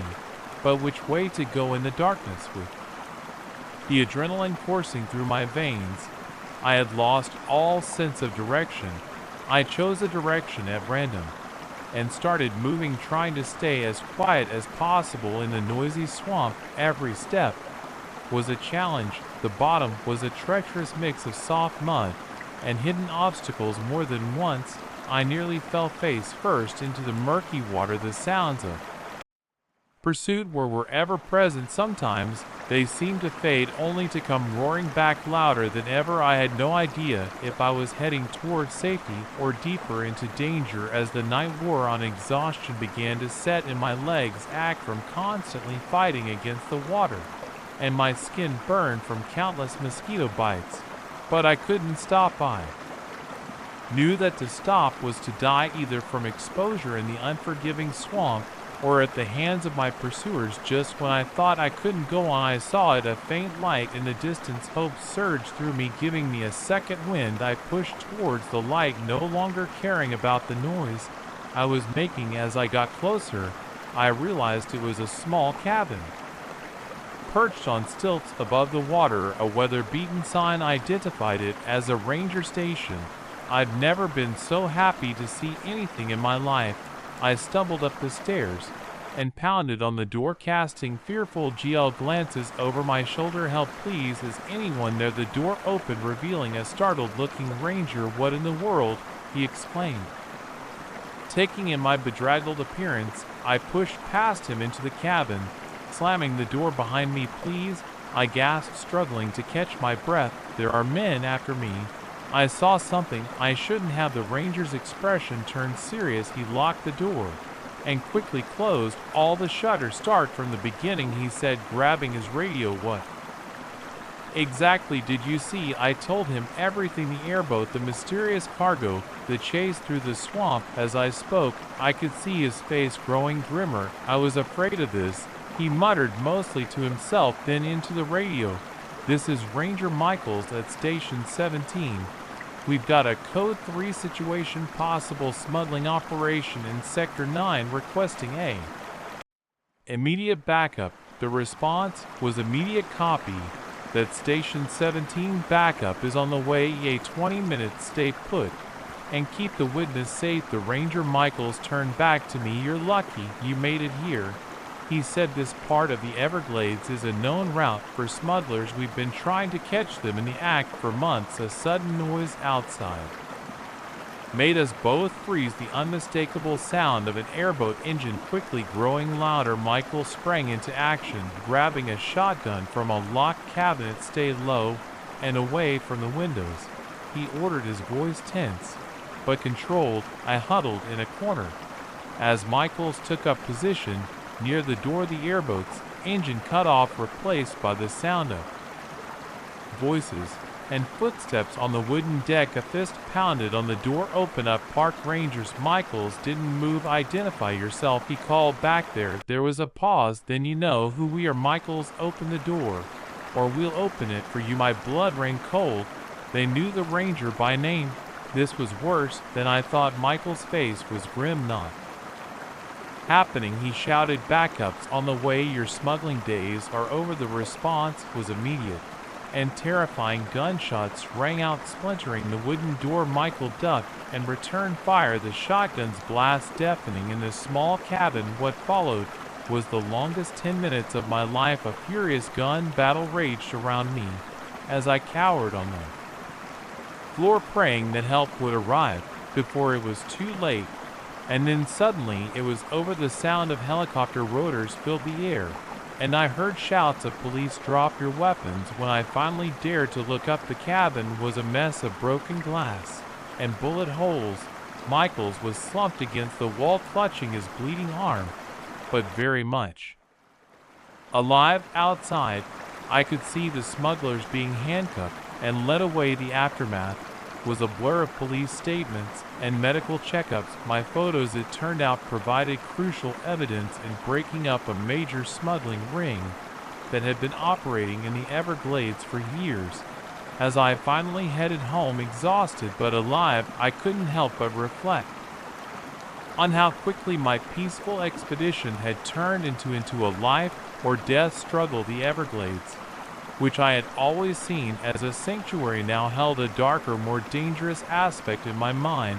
I still love wildlife photography, still feel drawn to wild places, but now I go with open eyes, aware that even in the most beautiful landscapes, human darkness can lurk just beneath the surface. My camera captured more than rare animals on that trip. It captured a stark reminder that sometimes the most dangerous predators are the ones that walk on two legs. The roar of ATV engines shattered the tranquil evening, echoing off the black hills like rolling thunder in that moment as 5 riders tore into my campsite.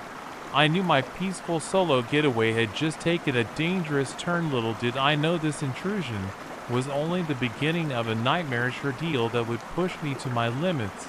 I'd come to the Black Hills seeking solitude and a chance to clear my head after a grueling year at work. The promise of pristine forests, rugged terrain, and star-filled nights had drawn me to this remote spot far from the usual tourist trails. For 2 blissful days, it had been everything I'd hoped for, just me, my tent, and the wild beauty of nature. As the sun began to set on my 3rd day, I was sitting by my small campfire, lost in thought, and enjoying the simple pleasure of roasting a marshmallow. The sudden intrusion of mechanical noise jerked me back to reality before I could even process what was happening. 5 ATVs burst into the clearing, their riders whooping and hollering like they owned the place. They circled my campsite, kicking up dirt and leaves before coming to a stop. The engines cut off, leaving a ringing silence in their wake. 5 men dismounted, all looking to be in their late 20s or early 30s. They were a rough-looking bunch dressed in a mishmash of leather and denim, with wild hair and wilder eyes. Well, what do we have here? The largest of the group said, stepping forward. He was a bear of a man, with a thick beard and arms covered in tattoos. Looks like we found ourselves a city boy playing explorer. I stood up slowly, trying to keep my voice calm and steady. Evening, gentlemen, I'm just camping here for a few days. Plenty of room in these hills for all of us, right? The man, clearly the leader, laughed, but there was no humor in it. Oh, I don't know about that. See, these are our woods, and we don't take kindly to strangers trespassing on our turf. My heart began to race. I'd heard stories of territorial locals in remote areas, but I'd always thought they were exaggerated. Now, faced with 5 angry men and miles from any help, those stories didn't seem so far-fetched. Look, I said, forcing a smile, I didn't mean to trespass. If this is your spot, I'd be happy to pack up and move along. The leader exchanged glances with his friends, a silent communication passing between them. Then he turned back to me, a predatory grin spreading across his face. Oh, you'll be moving along all right. But first, I think we're going to have some fun. What followed was a nightmare of psychological torment and destruction. They ransacked my campsite, tearing open my tent and scattering my supplies. They found my cooler and helped themselves to my beer, growing louder and more belligerent with each can they emptied. I stood by helplessly, knowing that any attempt to stop them would likely end in violence. Every time I tried to speak up or move towards my things, one of them would step in front of me, a threatening gleam in his eye. As night fell, their fun escalated.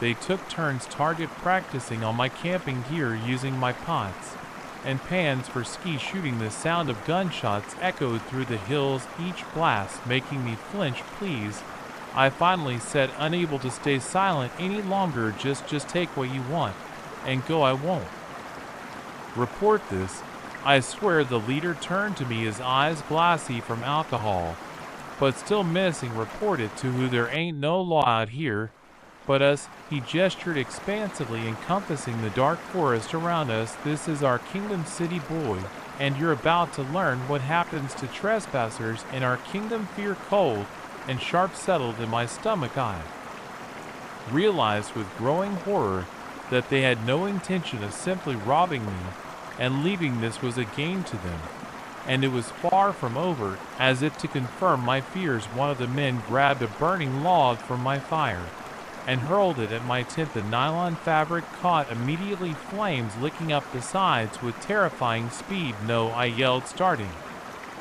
forward, but 2 of the men grabbed me, holding me back as I watched everything I had brought with me go up in flames. The leader stepped close, his breath hot on my face and reeking of beer. Here's what's going to happen, city boy. We're going to give you a 10-minute head start, then we're coming after you. if you make it out of these hills alive. Well, consider it a learning experience. If not, he shrugged, leaving the implications hanging in the air. They shoved me towards the dark line of trees, laughing. As I stumbled, better start running. One of them called, clocks ticking. For a moment, I stood frozen, my mind struggling to process what was happening. Then survival instinct kicked in, and I ran. I plunged into the forest, branches whipping my face. As I crashed through the underbrush behind me, I could hear them counting down, their voices carrying clearly through the night air. I had no plan, no destination in mind. My only thought was to put as much distance between myself and those men as possible. But the forest was dark and unfamiliar. Every shadows seemed to hide a potential threat. After what felt like hours, but was probably only minutes, I heard the roar of ATV engines starting up. The hunt was on. I veered off the faint trail I'd been following, opting for denser underbrush in the hope it would slow down their vehicles. The sound of the ATVs grew closer, then faded, then came back again. They were sweeping the area, methodically searching for me. Twice I had to dive for cover as they passed nearby, their headlights cutting through the darkness. As the night wore on, exhaustion began to set in. My legs ached, my lungs burned, and countless scratches stung my face and arms. But I couldn't stop. I knew that to stop was to die, or worse, just win. I thought I couldn't go on. I saw something that made my heart leap. Lights in the distance, not the harsh glare of ATV headlights, but the steady glow of building civilization. Safety, renewed hope gave me a second wind. I pushed towards the lights, no longer caring about the noise I was making behind me. I heard shouts as my pursuers realized where I was headed. I burst out of the tree line onto a paved road, the lights resulting into a small gas station. Without looking back, I sprinted towards it, my feet pounding on the asphalt. The bell jingled as I crashed through the door, startling the sleepy-looking attendant behind the counter. Please, please, I gasped, struggling to catch my breath. Call the police, there are men after me. The attendant, to his credit, didn't hesitate. He picked up the phone and dialed, his eyes wide as he took in my disheveled, terrified state. As we waited for the police to arrive, I sank to the floor, my back against the counter. Every headlight that passed on the road made me flinch, certain that my pursuers had found me, but they never came. Perhaps the prospect of witnesses was enough to deter them. When the police finally arrived, I told them everything. They took my statement and sent out patrols to search for the men, but I knew it was unlikely they'd be found. The Black Hills were vast, and those men knew them far better than any police officer. As I sat in the back of a patrol car being driven to the nearest town, I couldn't help but reflect on how quickly my peaceful retreat had turned into a life or death struggle. The forest, which had seemed so welcoming just days ago, now felt oppressive and threatening. I still love nature, still feel the pull of wild places, but now I go with open eyes, aware that sometimes the most dangerous predators in the wilderness are the ones that walk on two legs. My solo camping days are behind me, but the lessons I learned in those dark hills will stay with me forever. In the end, I escaped with my life, but I left behind more than just my gear. In those woods, I left behind a piece of my innocence and gained a stark reminder of how thin the veneer of civilization truly is. The first note appeared innocently enough, pinned to a tree near my campsite. Leave now, it read in jagged, hurried script. I laughed it off as a prank, but as the sun dipped below the smoky mountain peaks, that laughter died in my throat. Little did I know those two words were the beginning of a nightmare that would haunt me long after I left these mountains behind. I'd come to the Smokies for a week of solitude and reflection. My life back in the city had become a chaotic whirlwind of deadlines and expectations, and I desperately needed to disconnect. The promise of misty mountains, babbling brooks, and starry nights drew me in like a siren's call. For the first 2 days, it was everything I'd hoped for. I hiked until my legs ached, marveling at the lush forests and breathtaking vistas at night. I sat by my campfire listening to the symphony of crickets and owls, feeling more at peace than I had in years. It was on the third morning that things began to feel off. I woke to find my camping gear arranged not dramatically but enough to notice my backpack, which I always left by the tent entrance, was now propped against a tree several feet away. The camping stove I had left on a flat rock was now on the ground. I tried to rationalize it. Maybe an animal had rummaged through the site while I slept, but deep down I knew that wasn't it. The movements were too deliberate, too precise. That's when I saw the note. At first I chuckled, assuming it was left by an overzealous park ranger or perhaps a grumpy local. But as the day wore on, the words began to nag at me. The handwriting was too messy for an official notice, and there was something unsettling about the urgency of the message. I decided to ignore it. I was here to relax after all, not to let some childish prank get under my skin. I spent the day exploring a nearby creek, even managing to catch a couple of small trout for dinner. But as I sat by my fire that evening, I couldn't shake the feeling of being watched. Every rustle in the underbrush, every snapping twig made me jump. I told myself I was being paranoid, that the note had just set me on edge. Still, I turned in earlier than usual, zipping myself securely into my tent. Sleep didn't come easily. I drifted in and out of uneasy dreams, jerking awake at every sound. It was during one of these wakeful moments that I heard it, the unmistakable sound of a footsteps crunching through the leaves outside my tent. I held my breath, straining my ears. The footsteps paused right outside the tent. Then, after a moment that felt like an eternity, they moved away. I lay there, heart pounding, until the first light of dawn began to filter through the tent fabric.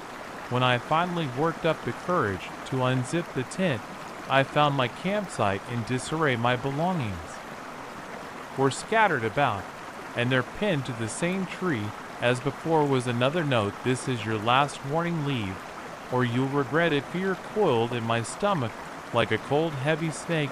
This was no longer a prank. Someone was out there, someone who clearly didn't want me here. I started packing up my gear with shaking hands. Rational thought warded a growing panic. Should I hike out, call for help? But I was miles from any cell service, and the nearest ranger station was a day's hike away. As I was rolling up my sleeping bag, I heard a twig snap nearby. I whirled around, my heart in my throat. There, at the edge of the clearing, stood a man. He was tall and gaunt, with a wild beard and clothes that looked like they hadn't been washed in months. But it was his eyes that caught me, cold and hard, filled with a hostility that made my blood run cold. "You're still here?" he said, his voice growly from disuse. It wasn't a question. I swallowed hard, trying to keep my voice steady. "I'm leaving right now. I don't want any trouble." He took a step forward, and I instinctively backed away. "Trouble?" he snarled. "You brought trouble here the moment you set foot on my land." "Your land," I stammered.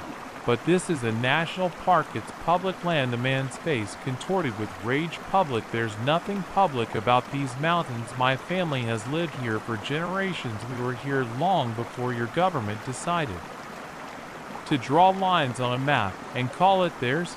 I held up my hands, and what I hoped was a pleading gesture. "I'm sorry. I didn't know. Like I said, I'm leaving. You'll never see me again."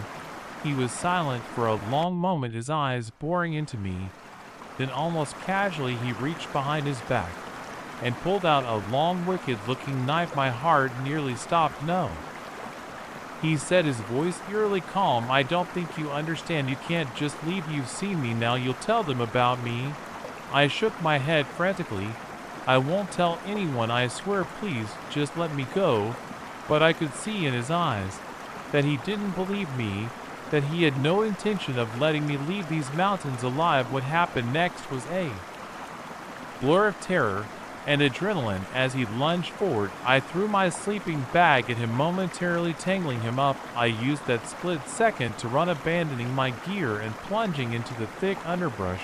I ran like I'd never run before, branches whipping my face and roots threatening to trip me at every step. I could hear him crashing through the woods. Behind me his enraged shouts echoing off the mountains. I had no plan, no destination in mind. My only thought was to put as much distance between myself and that madman as possible. But he knew these woods far better than I did. No matter how fast I ran, how many twists and turns I took, I could hear him getting closer just as I felt my strength beginning to give out. I saw something through the trees, a structure of some kind. As I got closer, I realized it was an old fire tower. Hope surged through me. If I could reach it, maybe I could signal for help or at least have a defensible position. I scrambled up the metal stairs, my legs burning with the effort. I could hear my pursuer at the base of the tower. As I reached the small room at the top, I slammed the trap door shut and looked around frantically for something to barricade it with. There wasn't much in the room, just an old desk and chair and some abandoned equipment. I dragged the desk over the trap door. Just as I heard the man start to climb the stairs, panic threatened to overwhelm me as I realized I was trapped. But then I saw it, an old radio system in the corner with shaking hands. I turned it on, praying it still worked. To my immense relief, it crackled to life. I quickly found an emergency channel and began broadcasting a distress call, giving my location and describing my situation. The man reached the trap door, pounding on it and shouting threats. The desk shuddered with each blow, and I knew it wouldn't hold for long. Just as the desk began to slide, I heard the most beautiful sound in the world, a helicopter. Help had come. The man must have heard it too, because the pounding suddenly stopped. When the rescue team reached the tower, they found me huddled in the corner, shaken but alive. Of the man there was no sign. He had vanished back into the wilderness. He called home. In the days that followed, as I gave statements to the park rangers and police, I learned that there had been rumors for years about a hermit living in the remote parts of the Smokies. Some believed he was a fugitive, others that he was just a man who wanted to be left alone.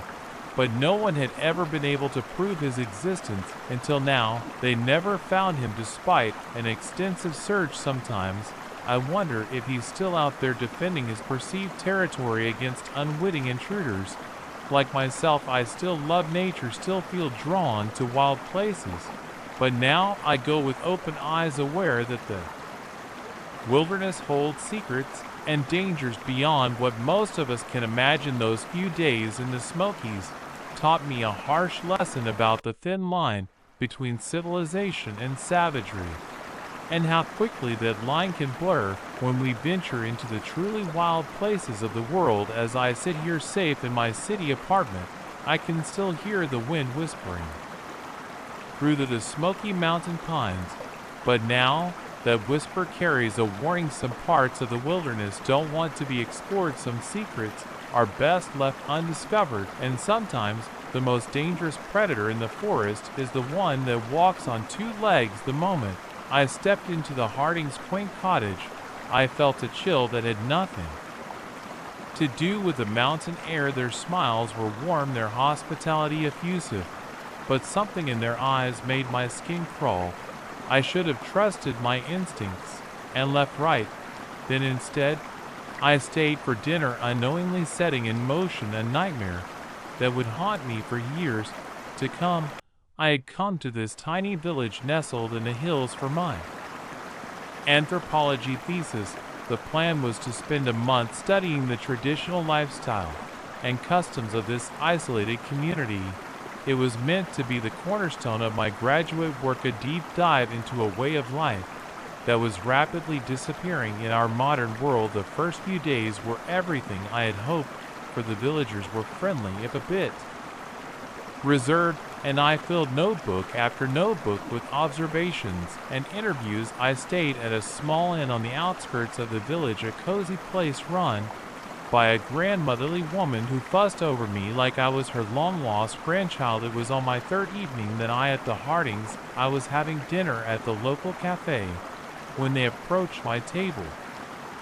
Introducing themselves, As longtime residents eager to help with my research, Mr. Harding was a tall, lean man with sharp features and piercing blue eyes. His wife was shorter, plump, with a smile that never quite reached her eyes. "We'd love to have you over for dinner tomorrow," Mrs. Harding said, her voice syrupy sweet. "We can tell you stories about the village that go back generations." I agreed, enthusiastically thrilled at the prospect of gaining deeper insights into the community. The next evening, I made my way to their cottage on the edge of the village. It was a picturesque place with flower boxes in the windows and smoke curling from the chimney.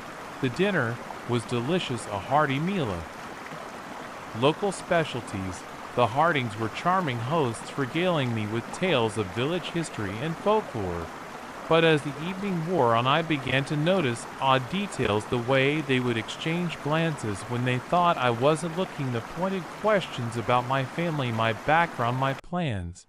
"So you're here all alone?" Mr. Harding asked, refilling my wine glass. "No one back home expecting you?" I laughed nervously. "Just my thesis advisor.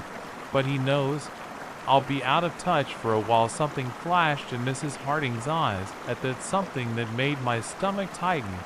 But I brushed it off, blaming it on too much wine and an overactive imagination.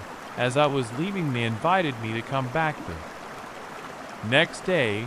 "We have some old photos and documents that might be useful for your research," Mr. Harding said. "Things we don't show to just anyone." I agreed, my academic curiosity overriding the unease that had been building all evening. The night back in my room at the inn, I couldn't shake the feeling that I had missed something important, but exhaustion soon took over, and I fell into a troubled sleep. The next day, I spent the morning interviewing other villagers. To my surprise, when I mentioned the Hardings, people became evasive. One old woman even made a sign to ward off evil.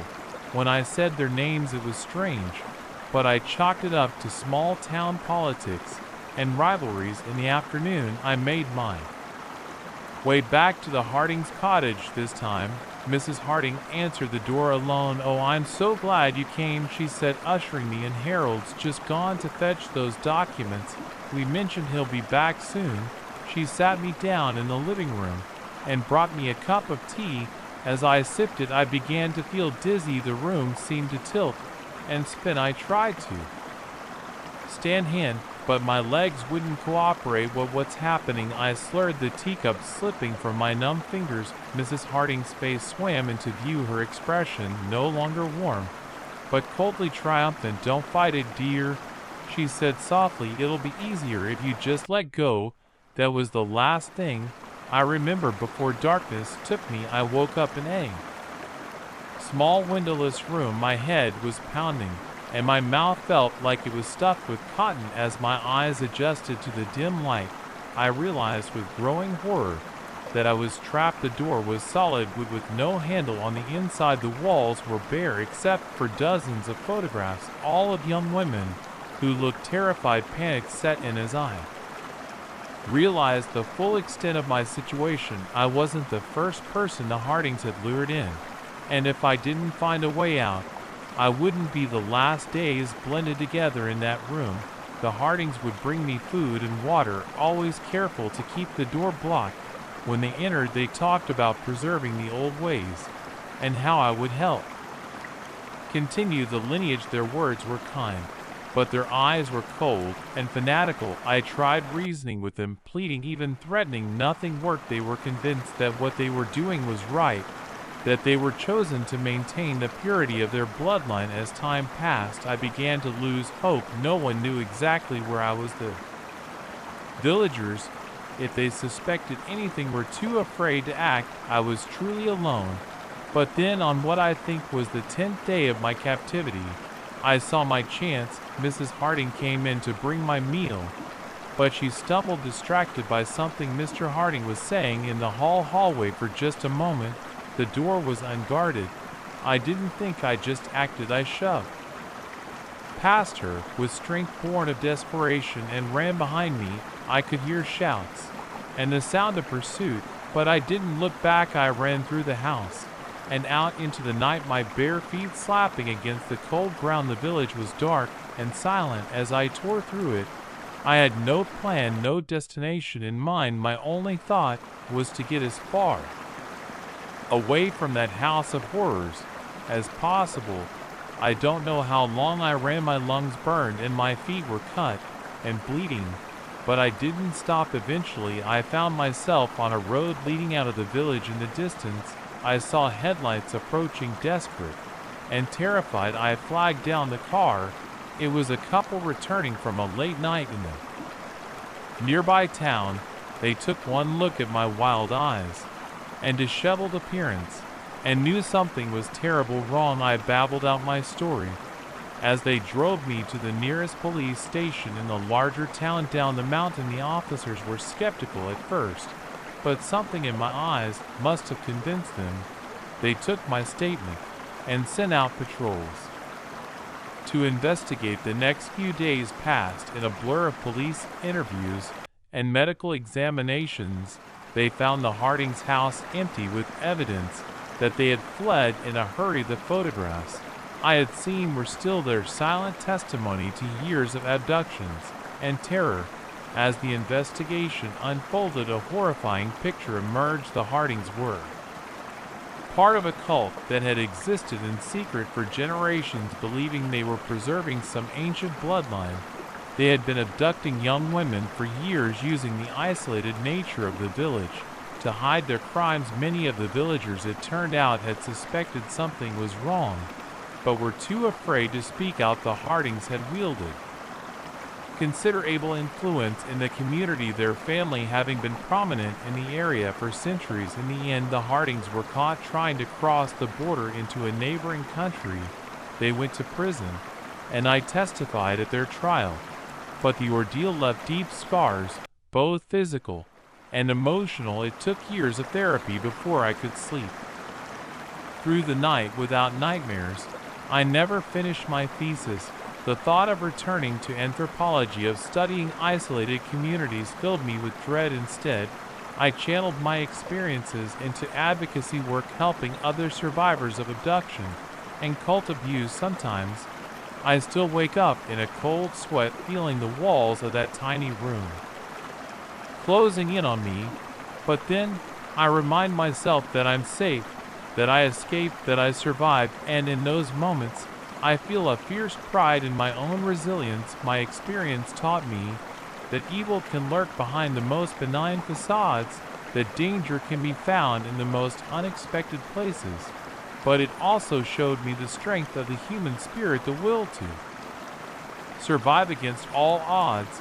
I'll never be the same person I was before I entered that village, but in many ways I'm stronger, more cautious, yes, but also more aware, more alive. Every day is a gift, a reminder that I beat the odds, that I reclaim my freedom and my life. And if my story can help others, can shed light on the darkness that exists in the hidden corners of our world, then perhaps some good can come from those terrifying days. Because in the end, the greatest victory over those who sought to destroy me is to live, to thrive, and to ensure that their evil does not remain hidden in the shadows. The abandoned campsite looked like a scene from a horror movie. Torn fabric fluttered from a collapsed tent, and personal belongings were strewn across the forest floor, as if their owners had vanished into thin air. As I stood there surrounded by my wide-eyed friends, a chill ran down my spine. We had stumbled upon something we were never meant to see, and I couldn't shake the feeling that we were no longer alone in these woods. It was supposed to be a fun weekend getaway, 5 friends, 3 days of hiking and camping in one of the most beautiful national parks in the country.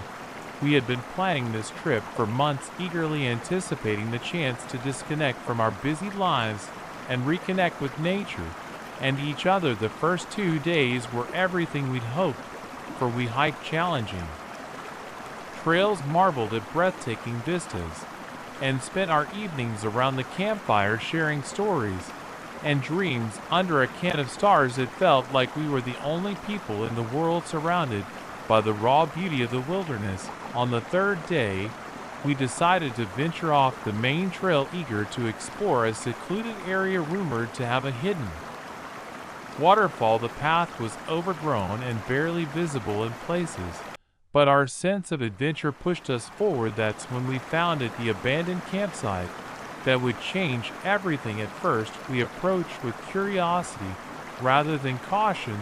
Maybe someone had left in a hurry due to bad weather, we reasoned, but as we got closer, the signs of struggle became impossible to ignore. Deep grooves in the earth suggested a violent scuffle. A backpack lay open, its contents spilling out, including a smartphone with a cracked screen still displaying an unsent distress message. "Guys, I don't like this," Sarah whispered, voicing the fear.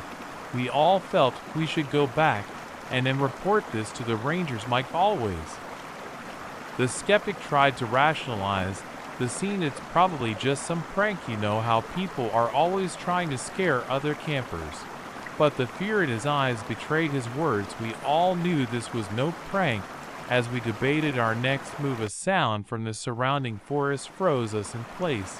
It was a low whistle followed by another from a different direction, then another. "We were surrounded. Run!" I shouted, and we took off back the way we had come. Panic fueled our flight through the dense underbrush. Branches whipped at our faces, and roots threatened to trip us at every step. The whistles continued, sometimes fading, sometimes growing alarmingly close. Whoever or whatever was out there seemed to be toying with us. After what felt like hours, but was probably only minutes, we burst into a small clearing. Gasping for breath, we huddled together, straining our ears for any sign of pursuit. What the hell was that? Jake panted, his usual bravado replaced by naked fear. Before anyone could answer, a twig snapped nearby. We whirled towards the sound, hearts pounding. From the shadows of the trees, a figure emerged. It was a man, but unlike any I'd seen before. He was tall and gaunt, with wild matted hair and in clothes that hung in tatters from his frame. His eyes, glinting in the fading light, held a feral intensity that made my blood run cold. For a moment, we all stood frozen, staring at each other in shocked silence. Then, without warning, the man let out a piercing whistle. It was answered immediately by others much closer than before. We ran again, no longer caring about direction or stealth. Our only thought was to put as much distance between ourselves and that terrifying figure as possible. But the forest seemed to be working against us. Thorny vines tore at our clothes, and the ground became treacherously uneven. I was in the lead when it happened. The earth suddenly gave way beneath my feet, and I found myself tumbling down a steep embankment. I came to a stop at the bottom, dazed and bruised, the voice of my friends growing distant above me. As I struggled to my feet, I realized with horror that I was no longer alone. Shadowy figures moved at the edges of my vision, converging on me from all sides. I opened my mouth to scream for help, but a rough hand clamped over it, stifling my cries. "Quiet," a growly voice hissed in my ear. "Unless you want to die here."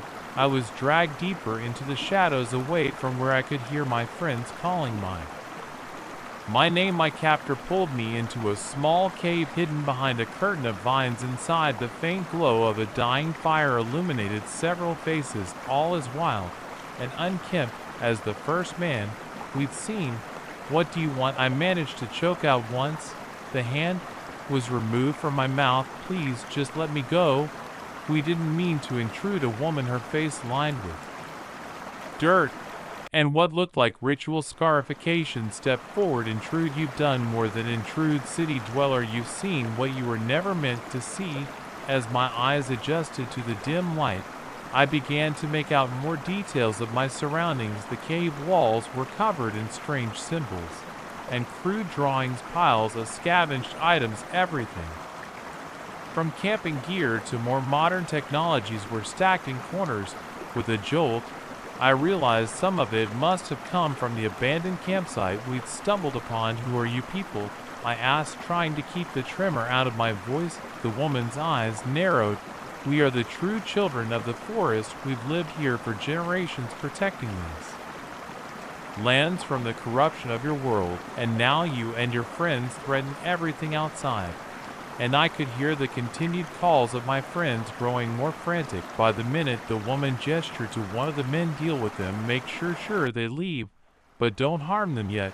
We need to decide what to do. As the man left, panic surged through me. Please, I begged, they're innocent.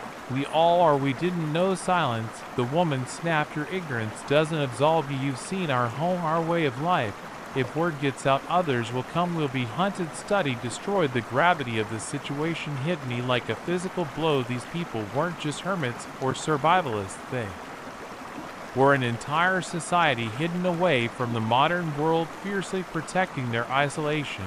And now we had stumbled into the middle of it. Hours passed in tense silence. I could hear muffled discussions among my captors, but couldn't make out the words. Eventually, the man who had left returned. It's done, he reported. I led them in circles until they found the main trail. They're gone. The woman nodded, then turned her attention back to me. Now we must decide your fate. What followed was a debate in a language I didn't understand. Voices were raised, arguments made, but I was helpless to contribute or even comprehend. Finally, the woman turned to me again. And we've reached a decision, she said, her voice grave. You will stay with us, learn our ways, become one of us. It's the only way to ensure our secret remains safe. What? No, I protested. I can't just disappear. People will come looking for me. The woman's expression hardened. Then you better hope they don't find us for their sake. And yours? The next days? Or was it weeks? Time lost all meaning in them.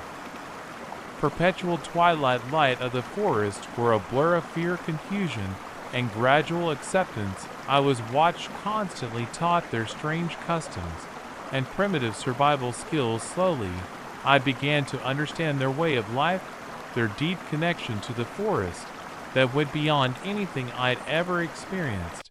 But I never stopped looking for a way out. I knew my friends, my family must be searching for me. I couldn't let them suffer thinking I was dead, and despite the beauty and primal allure of this hidden world, it wasn't mine. I didn't belong here. My chance came during a torrential rainstorm. The cave flooded, forcing us to higher ground. In the chaos of the evacuation, I managed to slip away. I ran through the rain-soaked forest, my heart pounding with equal parts fear and hope. Behind me, I could hear shouts and those chilling whistles. But I didn't look back. I ran until my legs gave out, collapsing at the base of a large tree. As I sat there gasping for breath, a sound cut through the patter of rain on leaves. A helicopter search and rescue. With the last of my strength, I crawled into a clearing and waved frantically. The spotlight found me, and soon I was being lifted to safety. The aftermath was a whirlwind of debriefings, medical checks, and reunions. I told the authorities everything, but searches of the area turned up nothing. It was as if the hidden tribe had vanished into the forest itself. Sometimes I wonder if it was all some vivid hallucination brought on by fear and isolation, but then I'll catch a glimpse of myself in the mirror and see the faint scars from my time in the forest. Or I'll wake up in a cold sweat, the sound of those eerie whistles echoing in my dreams. I still love nature, still feel drawn to wild places, but now I go with open eyes, aware that the wilderness holds secrets beyond our understanding. And sometimes, when I'm hiking a remote trail, I'll feel eyes watching me from the shadows. In those moments, I know that there are still places in this world where ancient ways endure, hidden just beyond the veil of our modern existence. The old cabin loomed before me, its weathered boards and sagging roof a stark contrast to the pristine wilderness surrounding it. As I approached, a sense of unease settled in my gut. I'd come to the Ozarks seeking solitude, but something about this abandoned structure whispered of secrets and hidden dangers.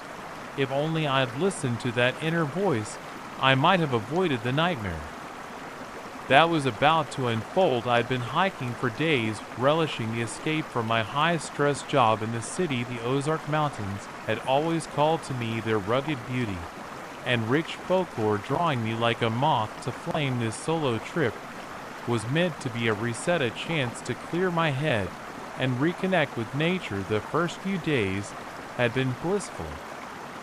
I trekked through dense forests, marveled at hidden waterfalls, and spent nights under a canopy of stars so brilliant it took my breath away. But as I ventured deeper into the back country, I began to feel watched. It was subtle at first, a rustle in the underbrush that didn't sound quite right, the sensation of eyes on me. When I stopped to rest, I told myself it was just my imagination, the natural unease that comes from being alone in the wilderness.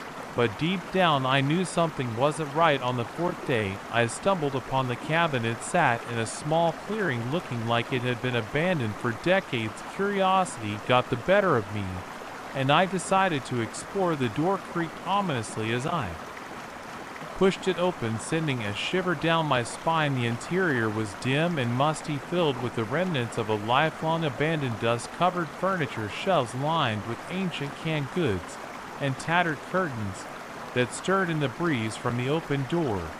As my eyes adjusted to the gloom, I noticed something odd, a trap door in the floor partially hidden under a ragged rug. My heart began to race. What lay beneath my rational mind said it was probably just a root cellar, but the atmosphere of the cabin had me on edge.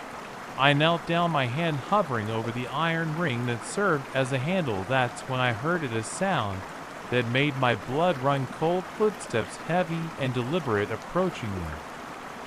Cabin. I froze, torn between hiding and making a run for it. Before I could decide, a shadow fell across the doorway. The man who stood there was like something out of a nightmare, tall and gaunt, with wild matted hair and clothes that hung in tatters from his frame.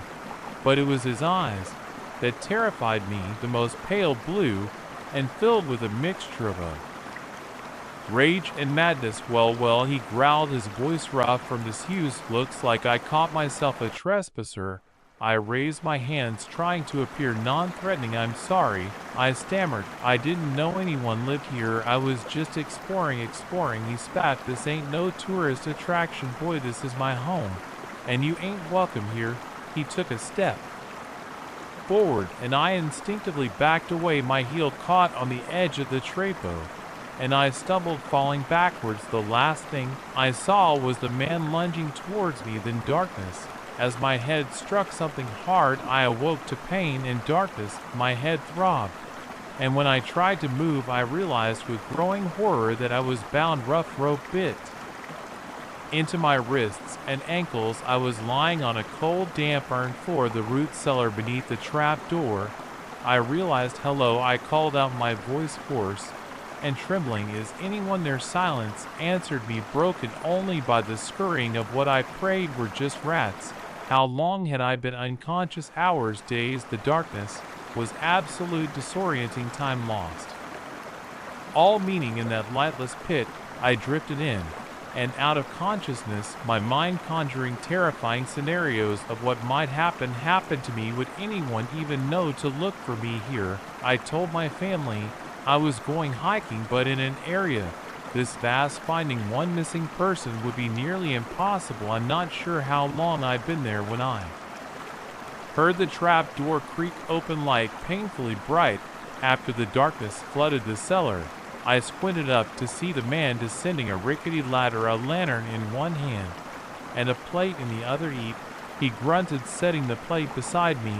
It held a meager portion of beans and what looked like tough, stringy meat. My stomach revolted at the sight, but hunger won out. He loosened the ropes on my wrists just enough for me to eat. As I choked down the unappetizing meal, I tried to reason with him. Please, I said between bites, just let me go. I won't tell anyone about this place.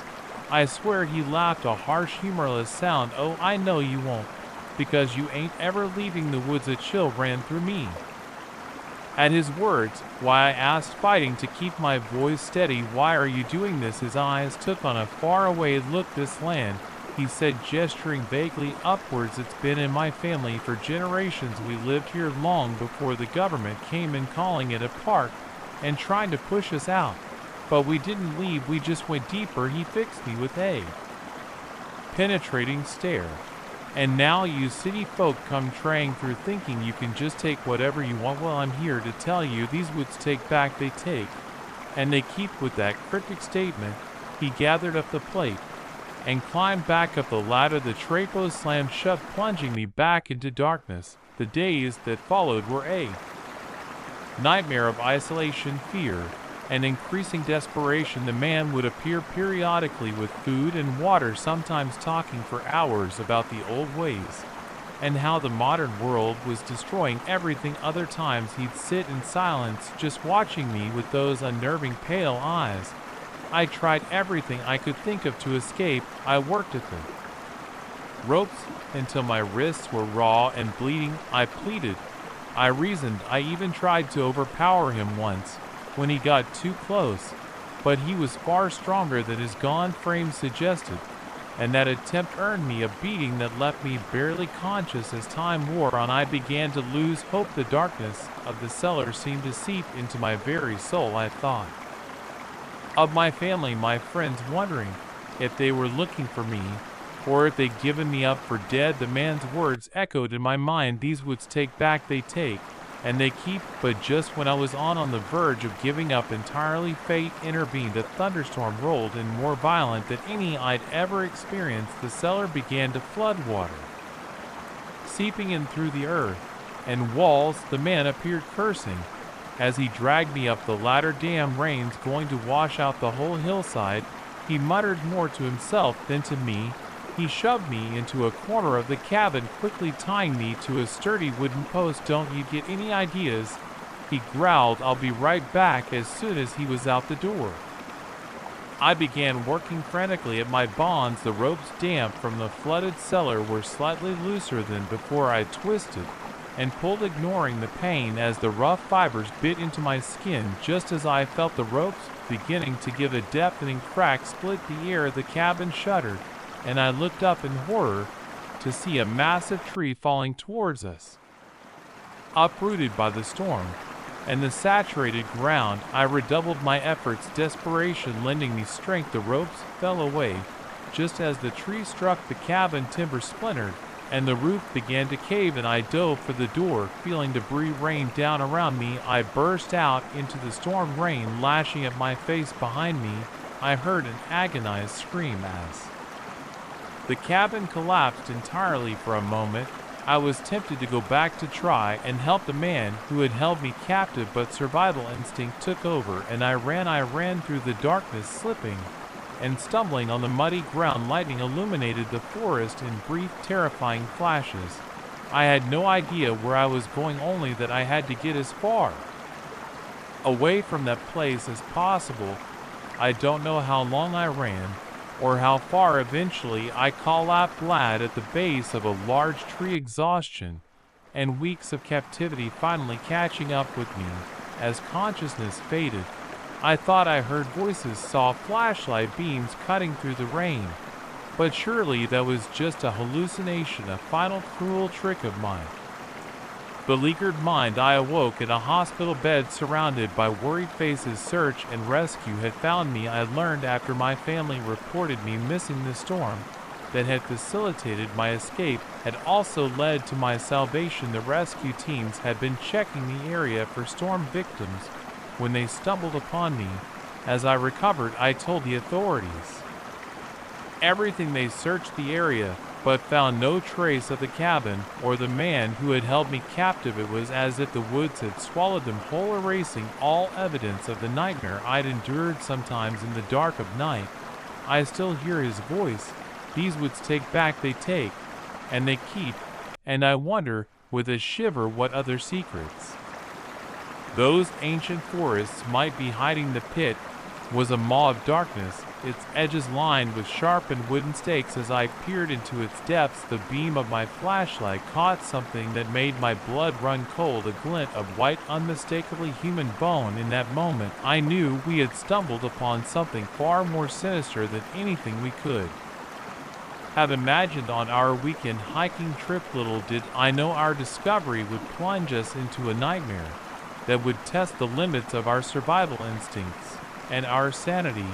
It was supposed to be a simple getaway for friends, 3 days in the wilderness miles away from the pressures of our everyday lives. Jake, our self-appointed leader, had found this secret trail online promising breathtaking views and complete solitude. Sarah, always the cautious one, had expressed concerns about going off the beaten path, but Mark and I were too excited by the prospect of adventure to listen. The first day and a half were everything we'd hoped for. We hiked through pristine forests, marveled at hidden waterfalls, and spent the evening around a campfire sharing stories and dreams under a canopy of stars. It felt like we were the only people in the world. It was on the second day that things took a turn. We had veered off Jake's mapped route, following what looked like a game trail in hopes of finding a good spot for photos. The forest seemed to grow denser, the light filtering through the canopy taking on an eerie greenish tinge. An oppressive silence fell, broken only by the crunch of leaves under our boots.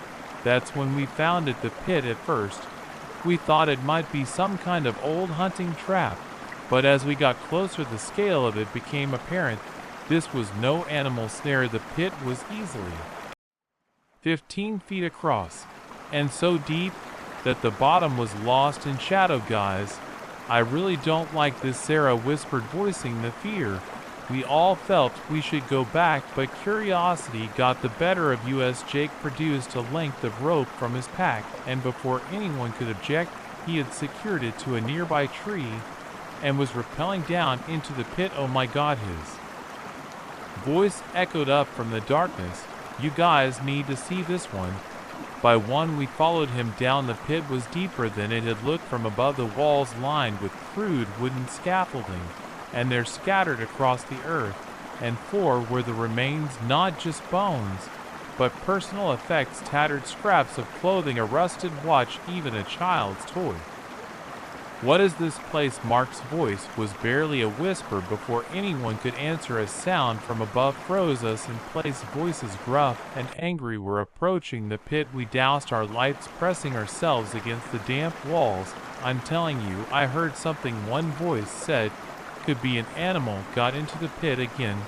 Better not be, another replied. Boss will have our heads if we lose any more merchandise. The word hung in the air, its implications chilling. This wasn't some archaeological site or the dumping ground of a lone killer. This was something far more organized, far more sinister. A beam of light cut through the darkness. As someone peered into the pit, we held our breath, praying the shadows would conceal us. After what felt like an eternity, the light withdrew. Nothing there. The first voice said, come on, let's finish the perimeter check. We waited until their footsteps faded before daring to breathe again. We need to get out of here, Sarah hissed. Now no one argued. We scrambled up the rope, our movements fueled by pure adrenaline. As Jake, the last one up, pulled himself over the edge, a shout rang out, hey, stop right there. We ran crashing through the underbrush, hearts pounding. We fled deeper into the forest behind us. We could hear the sounds of pursuit, angry shouts, and the crack of branches split up. Jake yelled, meet back at the campsite. It was a terrible idea, but in our panic it seemed like the only option. I veered left, plunging into a thicket of young trees. Branches whipped at my face, thorns tore at my clothes, but I didn't slow down. The voices behind me grew fainter, but I couldn't shake the feeling of being watched, hunted. I don't know how long I ran. Time lost all meaning in the green twilight of the dense forest. Eventually my legs gave out, and I collapsed behind a fallen log, gasping for breath. As my panic subsided, the reality of my situation set in. I was alone, lost in an unfamiliar forest, being pursued by what I could only assume were very dangerous people. And my friends, where were they? Had they managed to escape? Or I couldn't finish the thought. I had to focus on survival, on finding my way back to the campsite. But as I tried to orient myself, I realized with growing horror that I had no idea which direction I had come from. The forest looked the same in every direction. An endless sea of green night was falling, the forest growing darker by the minute. I knew I should find shelter, but the thought of stopping, of making myself vulnerable, was terrifying, so I kept moving, picking a direction at random, and hoping it would lead me to safety. The forest at night was a different world. Every shadow seemed to hide a threat, every sound a potential pursuer. More than once, I froze at the snap of a twig or the rustle of leaves, certain I was about to be discovered. It was nearing dawn when I heard voices again, but these were different. Familiar hope surged through me as I recognized Sarah's whispered tones. I moved towards the sound, trying to stay as quiet as possible. As I drew closer, I could make out more voices. Jake and Mark, they were alive. I burst into a small clearing, relief flooding through me at the sight of my friends. But that relief quickly turned to confusion, then horror. They weren't alone. A group of men, rough looking and armed, who had stood around them. And there, in the center of it all, was Jake, talking animatedly with what appeared to be the leader. I brought them, just like we agreed. Jake was saying, "Now where's my money?" The betrayal hit me like a physical blow. Jake, our friend, had led us into this trap deliberately. Before I could process what was happening, strong hands grabbed me from behind. I tried to struggle to call out to Sarah and Mark, but a cloth was pressed over my mouth. As consciousness faded, the last thing I saw was Jake's face, a mixture of guilt and resolve in his eyes. I awoke in darkness, my head pounding. As my eyes adjusted, I realized I was in some kind of cage barely big enough to sit up, and Sarah and Mark were in similar cages nearby, both still unconscious. Over the next few days, or was it weeks, time lost all meaning in our underground prison. We learned the terrible truth. We had stumbled into the operations of a human trafficking ring, one that had been operating in these remote woods for years. Jake, deep in debt and desperate, had made a deal with them, us for his freedom. The days that followed were a nightmare of fear, pain, and desperate planning. We were moved frequently, never staying in one place long enough to get our bearings, but slowly, carefully, we began to look for weaknesses in their operation, for any chance of escape. Our opportunity came during a transfer. One of our captors got careless, leaving a door unlocked. In a frenzy of desperation, we managed to overpower him and flee. End of the night. What followed was a harrowing chase through the forest, our pursuers always seeming just one step behind. We ran until our legs gave out, then forced ourselves to keep going. Finally, delirious with exhaustion and fear, we stumbled onto a highway. A passing trucker, seeing our condition, stopped and called for help. The authorities arrived in force, and the full extent of the trafficking operation was uncovered. Jake and the others were arrested, the victims rescued, but the scars of our ordeal ran deep. Even now, years later, I can't look at a forest without feeling a chill run down my spine. The rustling of leaves in the wind sounds too much like footsteps, the shadows between trees hiding potential threats. Our weekend adventure had turned into a nightmare that would haunt us for the rest of our lives, but we survived, and in that survival, we found a strength we never knew we had. The forest may have tried to keep us, but in the end, we proved stronger than its darkest secrets. The low rumble of engines pierced the stillness of the night, jolting me awake. My heart raced as I peered out of my tent, witnessing a scene that seemed ripped from a crime thriller. 3 unmarked vans, their headlights cutting through the darkness, unloading mysterious crates in a clearing not 50 yards from my campsite. In that moment, I realized my solo camping trip had unwittingly placed me in the crosshairs of something far more dangerous than any wild animal these woods could harbor. I come to this remote area seeking solitude and a break from the chaos of city life. As a freelance writer perpetually on deadline, the promise of a week alone in nature, away from Wi-Fi and cell service, had been irresistible. I had spent the first 3 days hiking, taking photos, and reveling in the peaceful isolation. But now, on this moonless night, that isolation suddenly felt far more threatening than comforting. Holding my breath, I watched as shadowy figures efficiently unloaded crate after crate. Their movements were practiced, almost mechanical. This was clearly not their first time conducting whatever illicit business I was witnessing. I knew I should look away, should pretend I'd seen nothing, and go back to sleep. But a morbid curiosity kept my eyes glued to the scene. One of the men, taller than the rest, and carrying himself with an air of authority, barked out orders in a language I couldn't understand. The others responded immediately, their actions becoming even more focused and purposeful. Whatever was in those crates, it was valuable enough to warrant this level of secrecy and precision. Just as I was considering my options, stay hidden or try to sneak away, disaster struck. My water bottle, precariously balanced on my backpack, toppled over. The sound of it hitting the ground seemed deafening. In the tense silence of the night, the activity in the clearing ceased instantly. I saw the tall man's head snap in my direction, his eyes scanning the darkness. Panic surged through me as I realized my tiny tent offered no real concealment or protection. Check it out, I heard him growl, gesturing towards my campsite. My mind raced. I couldn't stay put, they'd find me in seconds.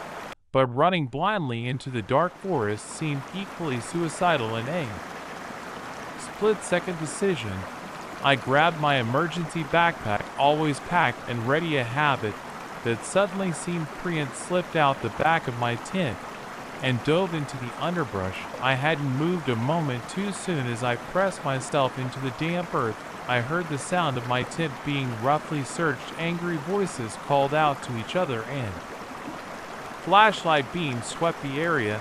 I held my breath, certain that at any moment one of those beams would find me, but luck, it seemed, was on my side. After what felt like hours, but was probably only minutes, I heard the tall man shout something. The searchers withdrew, returned, turning to the van's engines roared to life, and I watched through the leaves as the vehicle sped away, leaving a cloud of dust in their wake. I should have felt relief. Instead, a new wave of fear washed over me. They knew someone had seen them. They wouldn't just leave this remote area. It was their territory, and they'd search every inch of it to find the witness. I knew I couldn't stay put. My best chance was to keep moving, to try and find my way back to civilization before they found me. But in the pitch darkness, with no trail to follow, that seemed like an impossible task. Still, I had no choice. I oriented myself as best I could using the stars, and began to move. Every step was a challenge. Roots seemed to reach up to trip me, branches clawed at my face and arms. More than once I nearly fell, only catching myself at the last moment. As the first light of dawn began to filter through the trees, I allowed myself a moment of hope. I'd made it through the night. Surely in the daylight I could find my way to safety. That hope was short-lived. The sound of engines, distant but growing closer, sent a chill down my spine. They were searching methodically, using the roads that crisscrossed this wilderness. It was only a matter of time before they found me. I pushed on my legs, burning with exhaustion, my mind clouded with fear and lack of sleep. The forest, which had seemed so welcoming just days ago, now felt oppressive and threatening. Every sound made me jump. Every shadow seemed to hide a potential attacker. Midday found me stumbling across a small stream. I paused to refill my water bottle and splashed some water on my face. As I straightened up, a glint of metal caught my eye. There, half hidden by moss and ferns, was an old cabin. My heart leapt. Shelter and maybe supplies. I approached cautiously, aware that this could be a trap, but the cabin appeared long abandoned, its windows boarded up, its door hanging crookedly on rusted hinges. Inside, a thick layer of dust covered everything. It was clear no one had been here in years.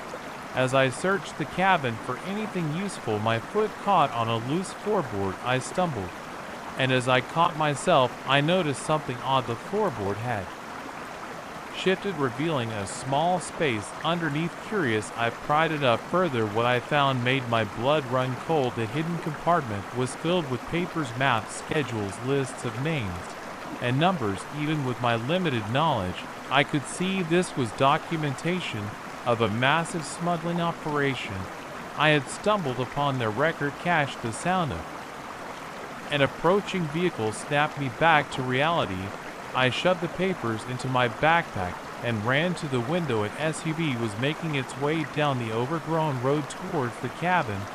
It found me. Panic threatened to overwhelm me, but I forced it down. I had to think. The cabin was a dead end. There was no way out except the front door, which would lead me straight to them, unless I looked up. The ceiling was low, but there was a small hatch leading to what I assumed was an attic space. It was risky. If they searched thoroughly, they'd find me for sure, but it was my only chance. I scrambled up, pulling the hatch closed behind me. Just as I heard the SUV pull up outside, the attic was stifling, filled with dust and cobwebs. I curled into the farthest corner, trying to quiet my ragged breathing. The door creaked open. Footsteps entered, slow and deliberate. I could hear them searching, overturning furniture, opening cupboards. A voice called out, "Clear down here, boss." My heart nearly stopped. They were going to check the attic. I closed my eyes, certain that this was the end. But then another voice, "Forget it. This place is a dead end. Let's move on." The footsteps retreated. The engine started up again. I remained frozen in place, hardly daring to breathe, until long after the sound of the SUV had faded away. As night fell again, I finally climbed down from my hiding place. I was exhausted, terrified, but alive, and I had evidence of their operation. If I could just make it back to civilization, I could bring this whole thing crashing down. The next day and a half were a blur of exhaustion, fear, and desperate hope. I pushed myself beyond what I thought I was capable of, driven by the need to survive and to expose what I had uncovered. When I finally stumbled onto a main road and flagged down a passing car, I nearly wept with relief. The elderly couple inside took one look at my battered, wild-eyed appearance and drove me straight to the police station. What followed was a whirlwind of statements, evidence, processing, and arrests. The papers I had found were the key to dismantling a multi-state smuggling ring that had operated with impunity for years. As I finally returned home days later, I found myself changed. The forest, once a place of peace and refuge, now held a darker aspect of my mind, but I also found a strength in myself I never knew I had. My solo camping trip had turned into something I never could have imagined, but in facing the danger and surviving against the odds, I discovered a resilience that would stay with me for the rest of my life. The wilderness had tried to keep me, but in the end, I had proven stronger than its darkest secrets. The click of my camera's shutter echoed across the mountain valley, freezing forever, an image I was never meant to see. In that split second, I captured more than just the breathtaking landscape of the Rockies. I documented a crime that would turn my peaceful photography expedition into a desperate fight for survival. I've always been drawn to the raw beauty of nature, and as a wildlife photographer, I've ventured into some of the most remote corners of the world. But this trip to the Rocky Mountains was special. I'd heard rumors of a rare subspecies of mountain goat in a particularly isolated area, and the prospect of capturing it on film was irresistible. For days, I'd hiked deeper into the wilderness than I'd ever gone before. The terrain was challenging, but the views were spectacular. Jagged peaks pierced the sky there, snow-capped summits gleaming in the sunlight, alpine meadows burst with wild flowers, and crystal-clear streams tumbled down rocky slopes. It was a photographer's paradise. On the fifth day, I reached a high ridge overlooking a secluded valley.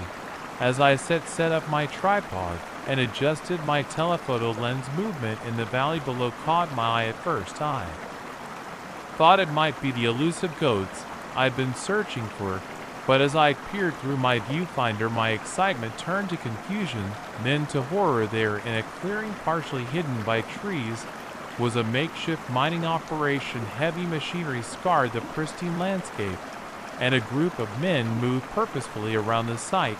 This was no authorized excavation. The secretive nature of the operation and its remote location made it clear I was witnessing illegal mining in a protected wilderness area. Without thinking, I started taking photos documenting the scene.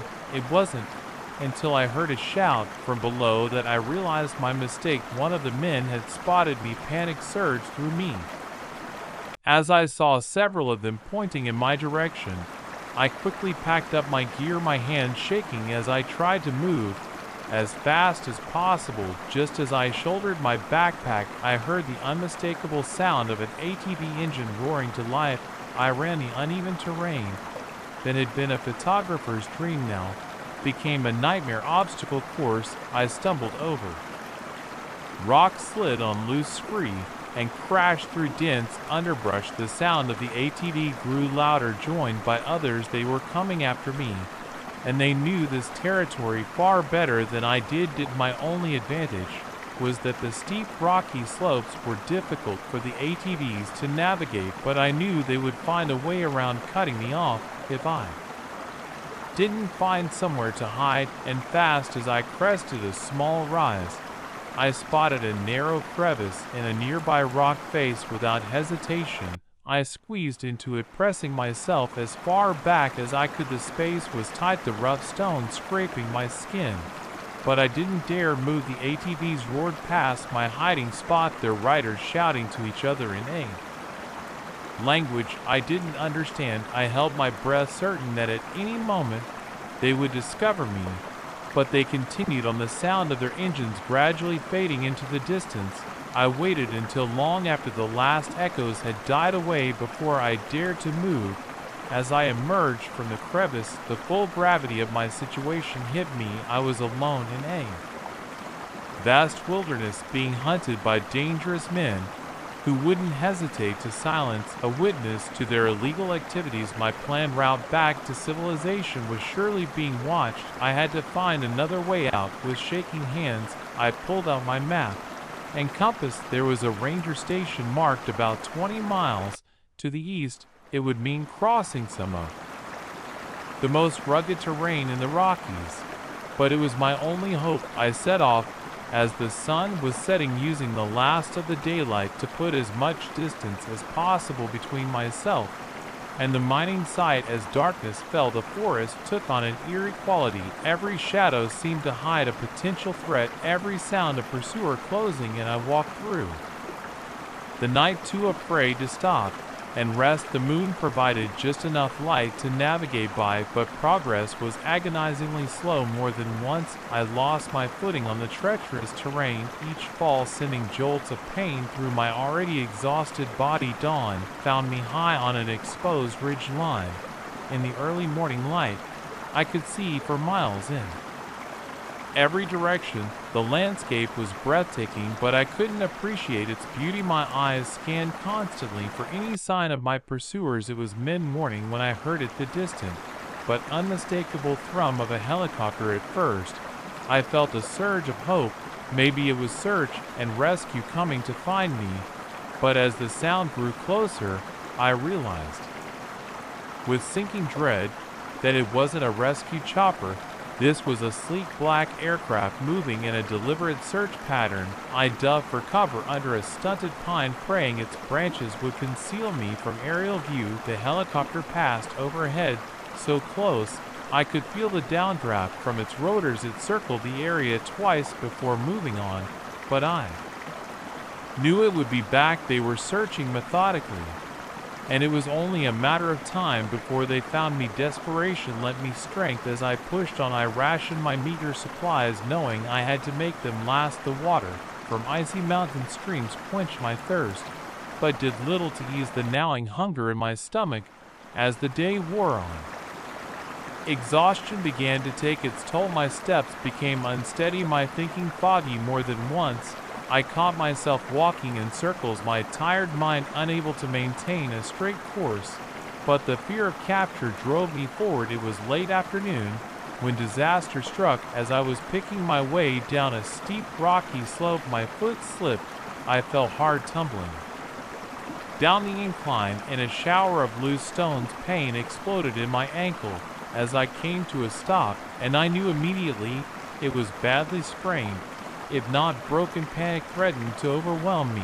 I couldn't walk, couldn't run. I was sitting duck for my pursuers.